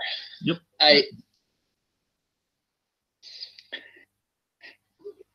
He gives you the rope and lets you be on your way. So Flick reaches up to grab the coil of rope, tries to pull it off the edge of the table, and it just falls like around him like a cartoon. Keldor, seeing this, just reaches down and picks it up and throws it over his shoulder. Well, Thank you. I guess we're taking all the rope then. Yeah. Flick. Yeah. You hear something. Is it coming from my backpack? No, it's coming from in your own mind. Oh. This is new. And it sounds like, feed me. Hungry. More food. I know. I mean, I hear you say that out loud, and I'm just like, I'm just kind of like looking at you and showing that I am willing to listen, but not pressing. Okay, so come here, and I lead him over to, like, can we get anywhere like towards the door of the shop, out of line of sight of the the owner, or is he just like staring intently at us now? You bought your stuff. He's counting money. He's not paying attention to it at all. Okay. There's nothing in there worth stealing as far as he's concerned, so. Gotcha. I lead Keldor over, like right next to the door again, like the same spot where I was when he came in.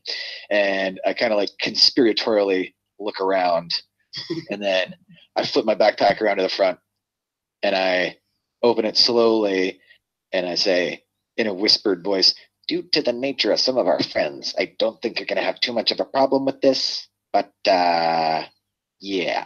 And I pull back the top of the backpack, and there is a tiny, about forearm length sized bronze pseudo dragon. This tiny little cat-sized dragon well, smaller than cat-sized, actually. It's very teeny, like kitten-sized. Its head pops out and goes... When it makes the noise, I just kind of go down and just, like, shush it and just kind of, like... Because I know that he's, like, trying to be secret about it, and so I, like, try and shush it and calm it down. Hey, quiet, quiet! And I pull out the potato and I start stuffing pieces of potato in his mouth. Like, when I notice this, I'm like, so, seeing this, I'm assuming you're not to the same mind of magic as most people. Well, I don't hate it. It's never done anything to me. Good to And he know. doesn't have much choice. He was born this way. A lot of people are. And some without much choice. Right? And I don't judge them, so I don't judge him. Plus, he's so cute. Yes. Yes, he is. And, like, Keldor is, like, intensely fascinated by this little creature. How fast? Like, how are you going about being fascinated? Like, you're crouching down, looking at it. You've been. Since it was so adamant about me not touching it, I am just looking at it. It kind of stops what it's doing because it's been very happily, like, because it's just its top half sticking out of a bag, so you can just kind of see like its chest and its neck, and it's kind of swaying side to side. It's making happy noises, munching on raw potato. Kind of then nuzzles against Flick's hand, and then kind of looks over to you. Its shoulders raise a little bit as if it's on edge. And then they slowly sink back down. Its ears flatten backwards, showing a form of submission. It's okay, Sputnik. It's okay. He's a friend. And I just put my finger out, like, not touching it, but just in front of its face. It reaches its head forward, extending the neck. Like, its body doesn't move, so it extends its neck as far as it can. It sniffs a little bit, and then slowly sticks its tongue out, and it gives your fingertip, your claw a little lick, and then it opens its mouth and slowly starts to nibble on the claw, as if it's well, anyone who's seen a kitten or a puppy, they like to nibble on things. It's got the taste of flesh. No, it's got the taste of fingernail, because my claw is giant. Yeah, it's just hang on. It's got taste for goals. So this is why I need to keep finding food. Yeah, and if you haven't noticed, I'm a bit of a bigger creature. I eat a lot. That's why I'm worried. Because I don't want to eat all the food. Now, see, if there was a marketplace here, I could hunt us up some food, no problem. But out here in the woods, in the grasslands, not really my specialty. Yeah, not really much of mine either. I mean, I can hunt, but never hunted on my own. Well, you're not on your own. There's a lot of us. But you got you friends. Yeah, we got a whole pack going. True enough. We might be able to catch something. But anyways, let's get back to the others and probably don't show the prince that yet. Yeah, I'm keeping him as a surprise. I really wish the prince wasn't of the same mindset as his father. It's going to make things a bit more complicated down the road. Oh. Well, we can see if he might be pliable. Okay, then. So, meanwhile, outside by the wagon, what has everyone else been doing? I'm going up to go to the prince because I just started to think, if we're going to go after this, there is absolutely no reason we need to put the prince in harm's way. Mm-hmm. And so I'm trying to figure out whether or not it would be a good idea to just disguise him as someone who would be like the refugees around here, but I think a man of his station, as he is shown, not be able to pull that off for very long. I think one of us was told that it'd be a good idea to go the complete opposite way and like stick him up on top of the wagon with spotlights on him. See, that's also a plan. It depends on how your character would perceive the thing. The prince is currently very obviously injured, broken leg, needs a crutch. Dude. Not a particularly strong nice looking crutch. symbol. Okay. A So I have a prince plan. with a giant knoll behind him, though. Yeah, with a bunch No. of strong looking knights. Hold on, I've got a plan. If we can have the knoll hold him up by his leg, just where the top part of him is covering from the top of the wagon, he can address his people and look as if he's standing. Just have him bear hug him from behind and have his ass in Gildor's face. Yes. Well, the wagon isn't like an open wagon. It's like They were gonna cut a sunroof? Roof. What could be done is instead of having the crutch, just have me like standing behind it and like subtly having my hand clutching his armor from the back. Wait, and just holding I have him an there. even better idea. Why don't we unhitch one of the horses and have him ride the horse? There you go. That might not be a bad idea. That would solve the leg problem, and if he could get the horse to do something cool, then Oh shit. he'd be able to be a really inspiring group to his people. Right? I don't see any problems with riding a horse with a broken leg. It's possible. I know people who do it Wrap with his leg to paralyzed the other legs. side that they won't see as much. He's riding outside saddle. I know people who are. Stand up, you cheese. Could you all please stand on that side of the road? Thank you, Captain. Just strap his leg to it. It's not like it'd be super obvious. Yeah. Because, like, there's people who can ride horses and are paralyzed below the waist. I'm Right. thinking more that it would hurt like hell for him. Well, I'm sure he could put on a strong he face. can tough it out. Yeah, there you go. Sounds like a tough old bastard. So they see the horse. It's not even old. He's the prince. It's a figure of speech. Yeah, let's use the The horse. bad one. Okay. The bad horse. What, unnamed horse? No, Yes. it's a bad phrase of speech. Oh, Let's call it okay. Expendable. That's the horse's name, Expendable. We got Mustang and Expendable. Sounds good. I like For it. that, we should probably guard the horses anyway because they should be food if the situation Yeah. doesn't work. I have That's what I was wondering. I Go have a ahead. feeling one of these horses is more enjoyed than the other. Right? Expendable. I have a feeling that as we're rolling down the street, the refugees are looking at us like a rolling buffet. Little bit. Probably not to that level yet. I mean, not like Yeah, a we probably- buffet, but they're kind of looking on, is that the supply wagon? Are we safe? Yeah. And then they see a bunch of people pile out of it, suited up in armor and crap. Well, actually, Donvig is only wearing the gambeson and stuff, so he looks pretty subpar. Just out And a of giant curiosity, freaking knoll as well. were any of you keeping a particularly close eye on Smiles? Negative. Shit! Nope, I figured he would disappear. I don't care. There is no sign of him around you. Did he take the prince? No. The prince is He still just there. left. Good. As long as he's If any gone. of you would like to make a spot check, Yeah, might as well. Donvig was going to go back and check on his stuff anyway, so yeah.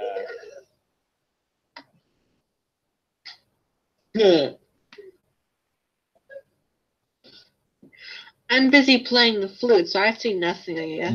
okay. I might see something, maybe. Ooh. Okay, no. Zindrix sees something. She sees a very familiar-looking halfling sneaking around, having snuck just out of the plowman's rest, with what appears to be a rather sizable-looking chicken leg of sorts that he's happily munching on. I mean, people gotta survive around here. That little shit is stealing our food. On our food. Tavern's food. Wait, the tavern has meat? And Flick takes off towards the tavern. Probably not anymore, I say, calling out after him. Vic shall check upon the other Keldor and all the others who are right back. Mm-hmm. So I have developed a sort of plan about how to help the refugees, but I think you all might not like it very much. Well, there's also the supply wagon out east that we could go look for, I say. Right, but I have a feeling we should do something more immediate since these people are quite low as of late. Wouldn't you if you just got your home destroyed? Yes, but I think what I think they need is a hero to look up to. Heroes are only good as long as you're able to eat. Because if you don't eat, it doesn't matter how many heroes you have. I would ask you to rethink that comment. I've been on one or two campaigns, in which case supplies were low, but morale was kept high by the people standing beside us. An army marches on his stomach. The army marches on its stomach, but it survives off its belief in itself. This is a moral and political quandary, but the one thing that we do know is that there is a wagon somewhere that we could possibly get, and a prince that we could possibly use as a distraction while we leave. Yeah. See, I was just going to ask. You are, in fact, on the same page as me. The problem I have with using the prince as a symbol is if he fails.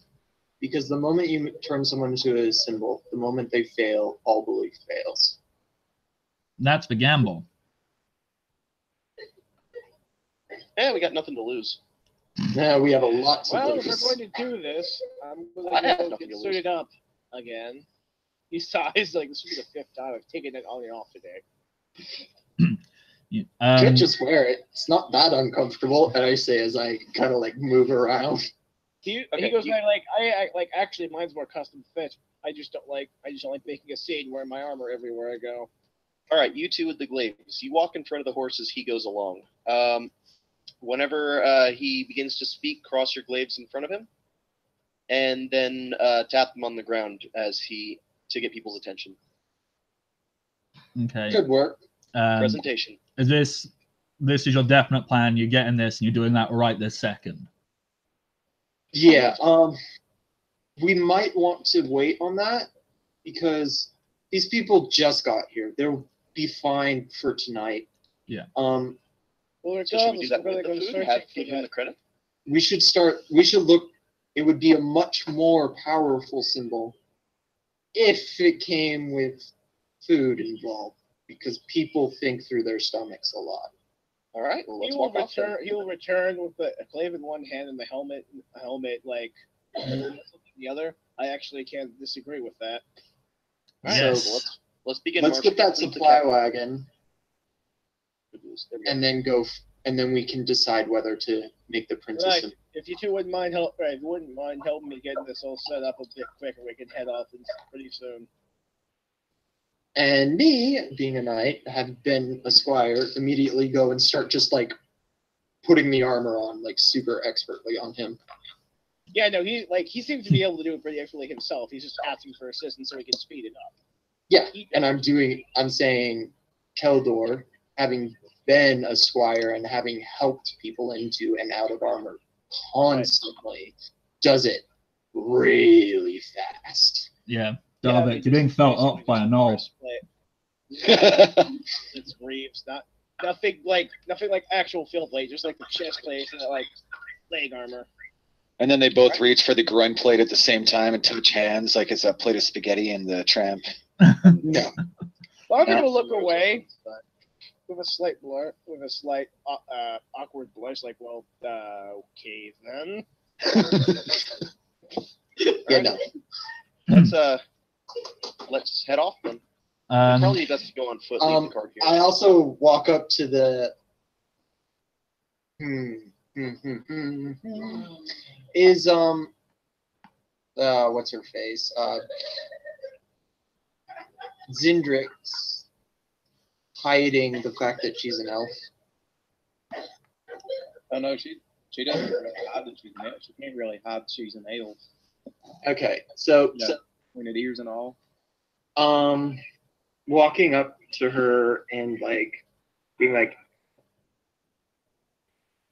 he walks up to her and is like, "Come when we come back, would you help me hunt for food as well to help increase the supply?" Of course, as long as it's all used, I have no issues with. Well, I went back and checked for that. And with that, I just nod, and then I go in and talk to the prince, and I'm like, "So hey, there's no food in this town, and there's supposed to be a supply wagon coming from the east, but apparently it got waylaid. So we're gonna go find it." Well, I think that sounds like a pretty good idea. Okay. Well, Prince, yeah. I'm gonna ask you to do something that you're probably not gonna like, but you're gonna have to stay here with the bard. What? If we get into a fight, and I'm thinking we will, I'd rather have you safe here. I can't protect you perfectly yet. Look. I think what he means to say, sir, and I'm going to use a diplomacy on this. Oh, I'm being diplomatic. I'm just being blunt as well. Yeah, he's going to try to add a diplomacy to try to put the words better. Oh wow, it's a very good thing. He just has very high diplomacy. Yep. Holy shit. Okay. That was almost a 1. Okay. Yes, laughing person. That is funny. Yeah, that's what she thinks of your 1. It's a 2. You guys are terrible at diplomacy. That's what she thinks of your 2. That 12 is equivalent to Darvik rolling a 2. My character was born out in the wild. He doesn't know how to talk to princes. Anyway, +7 on. He still says it I think he needs to say so that with your injury, you will only be risking breaking your leg even further. And he says on things. It basically says we don't think you're incapable of a fight. We just think you need to rest up and stuff. Still doesn't work though. So boys, you can't exactly do anything. It's not like you can go anywhere. Ow! I'm just like, Prince, you're a capable fighter, and so you know that fighting with a broken leg is a bad idea. You're going to have to stay with the bard. You really expect me to sit on my arse back here? And Yes. Yes. I'm super blunt with him. Yes. Yes. We expect you to get healed up faster so you can help us later on when it counts. That's it. Fine. The tavern door opens. Take it from me, Your Majesty. A warrior with a broken leg is not a very effective warrior. It's best to get. I've had to fight a lot of men with broken legs. They don't fight very well. They really don't have much of a leg to stand on. He face palms at the accidental pun. Ugh. Fine. I'll sit here, Prince, twiddling my thumbs, while you go off and be the heroes. Fine. And with that, I just turn away and nod, do a nodding bow, and Bard, keep an eye on this guy. Okay. And I don't say this loud enough for the prince to hear, but I'm just keep an eye on this guy. Velvet will do the same. Yes, Your Majesty. Okay. Varko and Kirith, you've been rather quiet since you've gotten into town. Is there anything specifically you wanted to do whilst you were here, or are you happy to just go along with what's happening next? Baco, this is his first time really in civilized, quote-unquote, land since he's out in the open. So he's trying to take it in and try to fit in without sticking out. Roll a perform check to see how well that's going. I do have a +4 in charisma, so I mean, it could work out. Oh shit! See, 24. I've got this hilarious image of this is your idea of civilized society, and you're seeing like hungry people huddled round open fireplaces in blankets trying to stay warm because they've got nowhere to go. This is what you think society is. Yeah, it's a strange thing. My character will be like, this is odd, but okay, if it works for them. Okay then, and Kireth, is there anything in particular you would like to do in town before we set off again? I was going to check amongst the refugees, first for injuries, and also to see if I recognize anyone. Good thinking. First of all, make me just a heal check to try and help some injuries. All right, make sure I get the right one.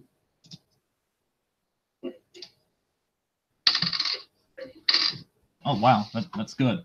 That's a 19 there. So yeah, most of these are very superficial injuries. There's one or two like sprained ankles. Or, by the looks of a lot of these people, they lived on the outer edges of Dundee. Because they don't look particularly rich or well off.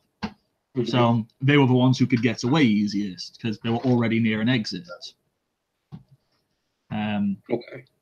If you're looking for specific people you find familiar, emphasis on family,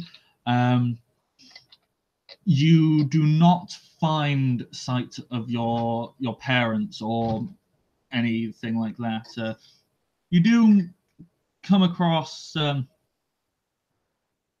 you mentioned before that Kireth had spent time working with city guards and things like that, didn't you?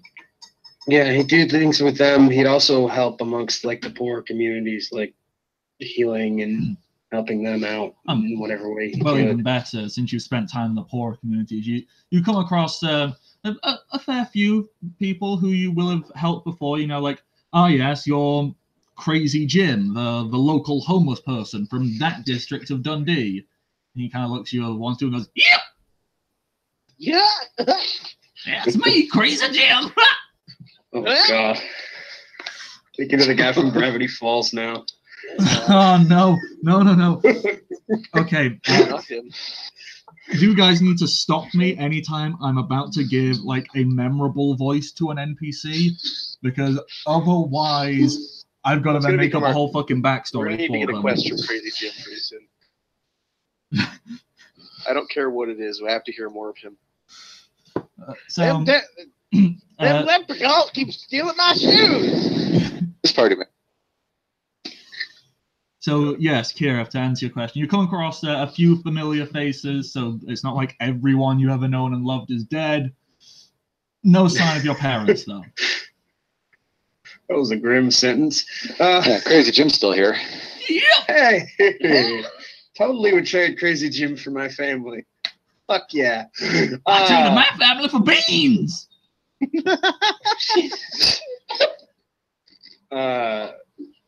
Not even magical ones. I was just real hungry. Kind of nod to some people and people he knew, like familiar faces, kind of walk them, make sure that nobody's got any serious injuries, and be kind of it for him. Kind of a dumb hope thing, but it's what he'd want to do first is like check to see if he knew these people. Yeah. Once you've done all of that, you've addressed any injuries you can do something about very quickly. You'll notice that your companions, they're all kind of kitting up and getting ready to head out on foot. So I'm assuming you'd see that and go off and rejoin with them. I mean, I guess. You don't have to. You can say, screw you guys, I'm staying here. I want to hang out with Crazy Jim. I mean, he'd probably go with them, but at the same time, he's not really a big fan of this group yet. They've kind of come across as a bit dickish at times. To be fair, Kid has been the ultimate social justice warrior so far. Both justice and the warrior. Yeah. Well, the social justice, definitely. Ooh, shots fired. No, I'm throwing shade. He's cool. why are you throwing me? That's rude. God. Oh, boy. Yeah, I'll rejoin him. Kind of somewhat hesitantly, but he'll rejoin the group.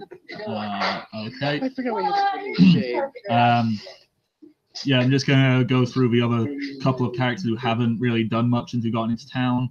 So next one down on my visible list before me would be Zindrix. Is there anything you wanted to particularly do when you arrived here and whilst all of this has been going on, making plans and things like that?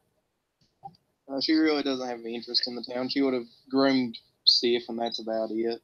Sat around and watched the card. Until Keldor came up and talked to her. Yep, that's fine. You don't have to do stuff. It's totally optional. Doing stuff is a choice. My choice is to sit back and wait for the next important thing to happen. That is a completely legitimate way to play. Alrighty. Well, people wouldn't like her ways of seeing things with the situation around. Yeah. Okay. Primrose. You've been wandering around, playing music, trying to raise the morale of people. Have you rolled a perform check for that? Oh, no, sorry. No, that's okay. You go right ahead and roll a perform check for me, please.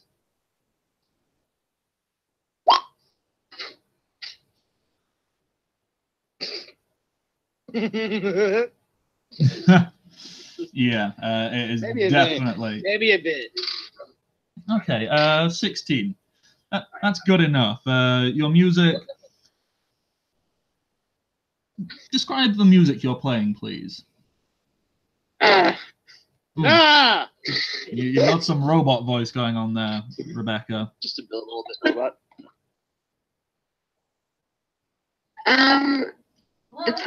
It's not. Bloody technology. Like it's calming. That's what I'm gonna say. Calming. Okay. Well, in your attempts to calm people, it definitely seems to do that. And for brief moments, they aren't entirely wrapped up in their Instantaneous misfortune. Yeah. All of a sudden, it's not all about not having a home or this. It's like, well, I'm alive. I got that going for me. And hey, this music's pretty nice, so cool. No, that's how they'll respond to Primrose's lovely music. Primrose, as you're wandering around playing, you soon notice that all of your comrades are starting to gather back together at the wagon. And also, Davik is armored. Yes, armored. They look as if they are preparing to set out. Would Primrose have any interest in going and joining them, or does she say, screw this noise, I'm staying in town, split the party?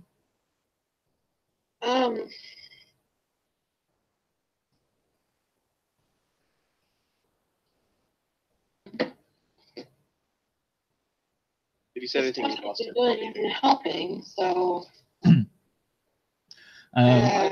Since Primrose... How many groups of people has she played to yet?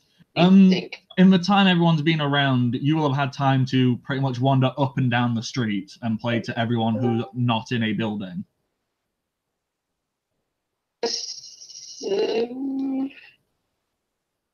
Yeah, she needs to take a break. So we'll go with the party. Okay. They also then explain to Primrose about, all right, here's our plan. We're going to go get the supply wagon so people can have food and things. It's going to be great. We're going to go help everyone because life is fantastic. We are heroes for profit. And I ain't a hero for profit. Profit is secondary. the final person is obviously Flick. You snuck your way into the tavern, yes? Yes, indeed. Inside the tavern, it is rammed full. You can see there is a clear difference between the locals, who are dressed very, for lack of a better phrase, country, very farmer. They've got big, like boots on, obviously designed for working in fields and bad weather, compared to the refugees who are wearing like nice, neat little shoes and things like that. The locals are kind of glaring at refugees, and you see a table with quite a lot of food on that seems to be guarded, not like literally by, ooh, there's a bloke with a sword, but there is a rather stern-looking woman keeping a really fierce eye out on anyone trying to get near the table of food. Okay, but there's no one sitting there to eat the table of food yet? It's a large table, almost like a buffet table. Okay. And so she's like in there in between the buffet and all the people who can't afford it? Yes. All right. And are there, you said there are upper class people, they're all eating, they have their own food at their own tables, or? Not upper class people, no. No. The locals, the ones in more normal, casual clothing, most of them have got food. It's not fantastic food, it's like some bread and some cheese and a tiny bit of meat. The refugees, most of them don't have food. Or there might be a very small plate being split between like 2 or 3 people. Gotcha. And how many refugees are in there, apparently? Enough that every room has been booked in the tavern. So, assuming... There's probably a lot of people on the floor. Yeah. I'd say there's, maybe 15 locals who are in there, and about 30 refugees. Okay.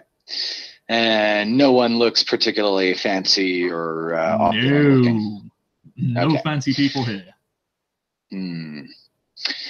Flick takes all this in for a minute and actually reaches up and puts a hand to his chin, kind of scratches his chin for a minute.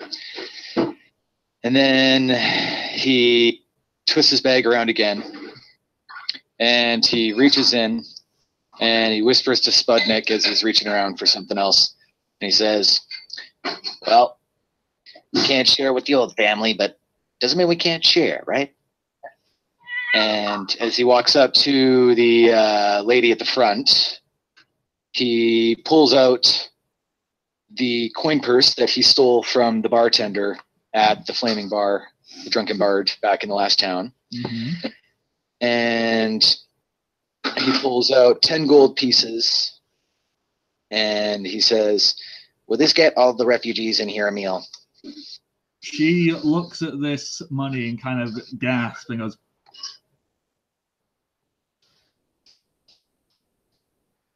where did you get that much money? That's none of your business, is it? Your business is feeding people for money. You were in here just a moment ago. I saw it. I saw you. You've just put on a different outfit, haven't you? You sneaky nice little try, halfling. lady. You saw the other halfling in town. There's more than one of us. Try not to be quite so racist. We have never seen a single halfling in all of Furness for my entire life, and now there's 2 in one day. I doubt it. Who have you been robbing? Oh, gee, I wonder why. If you treat us like this, you wonder why we don't show up. Well, I suppose I can't turn down gold. And yes, that would be enough for all 30 to be getting a small plate. Small. Make it a big plate, and I slam another 5 down. Oh, It could just be like the sheer amount of food that's going to be handed out to all the damn refugees just makes it small by nature. And having slammed the gold down on whatever table or flat surface is nearby where she's going to get to it before anybody else can grab it, I turn around and I storm out. Okay, then, yeah. And then I run back up to the counter real quick and I go, oh, sorry. And I grab one piece of meat that I take and shove into my backpack behind me. And I put another silver piece down, and then I storm out. Just for comedic purposes, I like to imagine you grab the biggest turkey leg you can. Yes, of course. Sprint out and just slide it into your bag slowly. As you are leaving, you hear the woman go, "Food is now free for everyone." And you hear a cheer, and everyone rushes up, and you hear, "Who paid for that? That's a great person. I want to pay. I want to shake that man's hand. He's probably a great, amazing, super tall, attractive man." Now the stories of Flick the Tall scour the landscape. Hey, 4 out of 5 ain't bad. And as I come out back to the cart, I'm just going to say, they have food in the tavern. They're just not sharing. What? I suppose they need to make a living, but yeah, they could be a bit nicer. Anyways, let's go get that supply cart. Dark is going to say, wait. You mean they're only holding it for purchase, or we're completely holding off from all refugees, even if... No, they're only holding it for purchase, and I didn't actually check if they were charging exorbitant fees, but there's a lot of hungry people here. They need to eat. Well, considering I do believe I ever caught your name.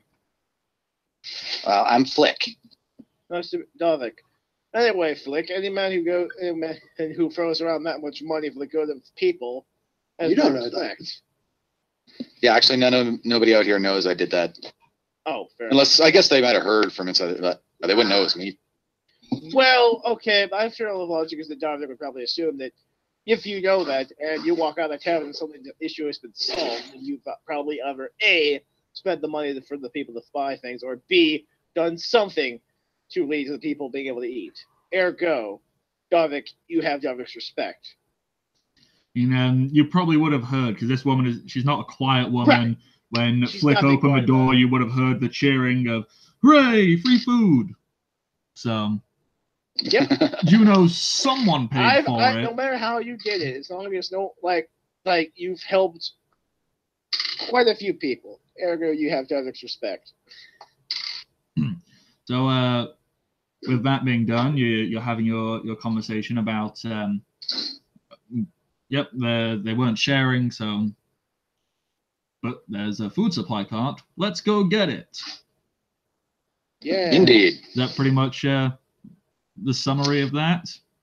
I think that's where we're at. I don't have anything else to do. I've held this up long. Okay. Yeah, Dovik will just end up following them with armor and glaive at the ready. Well then, with everyone's business taken care of in town and your next mission prepared and ready to go, that is where we can call it a night for today. All right. So next week, you will begin your first quest to help the refugees of Dundee by going and finding what happened to their food. That's all. Okay then. From myself and all of my lovely players, we apologize for the horrendous technical difficulties we've been having today. And as well as my accidental crunching. No, it's fine. Yeah. Come on. We're all going to make mistakes. No one's to blame. Everything's great. And we will keep trying to get better at this, so eventually people like it. Until then... I had a funny idea for when the prince does his speech. Well, you have a whole week. That way you can be surprised for this lovely audience. Good idea. By the way, what have you been doing with your hair recently? It's been awesome. What do you mean what I've been doing with my hair? Right. Distraction. Right, didn't you make at the end of this video? Congratulations, you have a greater attention span than Me. Most of America. Yeah. Well then, before we Blame start books. rambling on, thank you all for watching. I am the Bardic Knock. You can find me on Twitter at the Bardic Knock. Follow me. Not in real life, because that's stalking. That's stalking. Anyone else have things they wish to plug before I end this video? You know, social Not medias. really. I'm not famous. I'm not famous like you. Famous. There's a hole in my bathtub that keeps costing me a horrendous water bill. Oh yeah. We should probably plug that. Yeah, All right. probably. So Well, there's this thing where every time it rains, my room just floods. Probably should plug that too.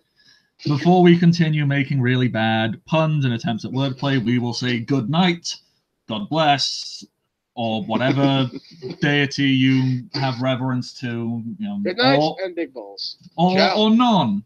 Your choice. All things are good. This is a Bardic Knock, and these 8 people who had nothing better to do for 4 hours, wishing you good health and happy adventuring. And we will see you next week.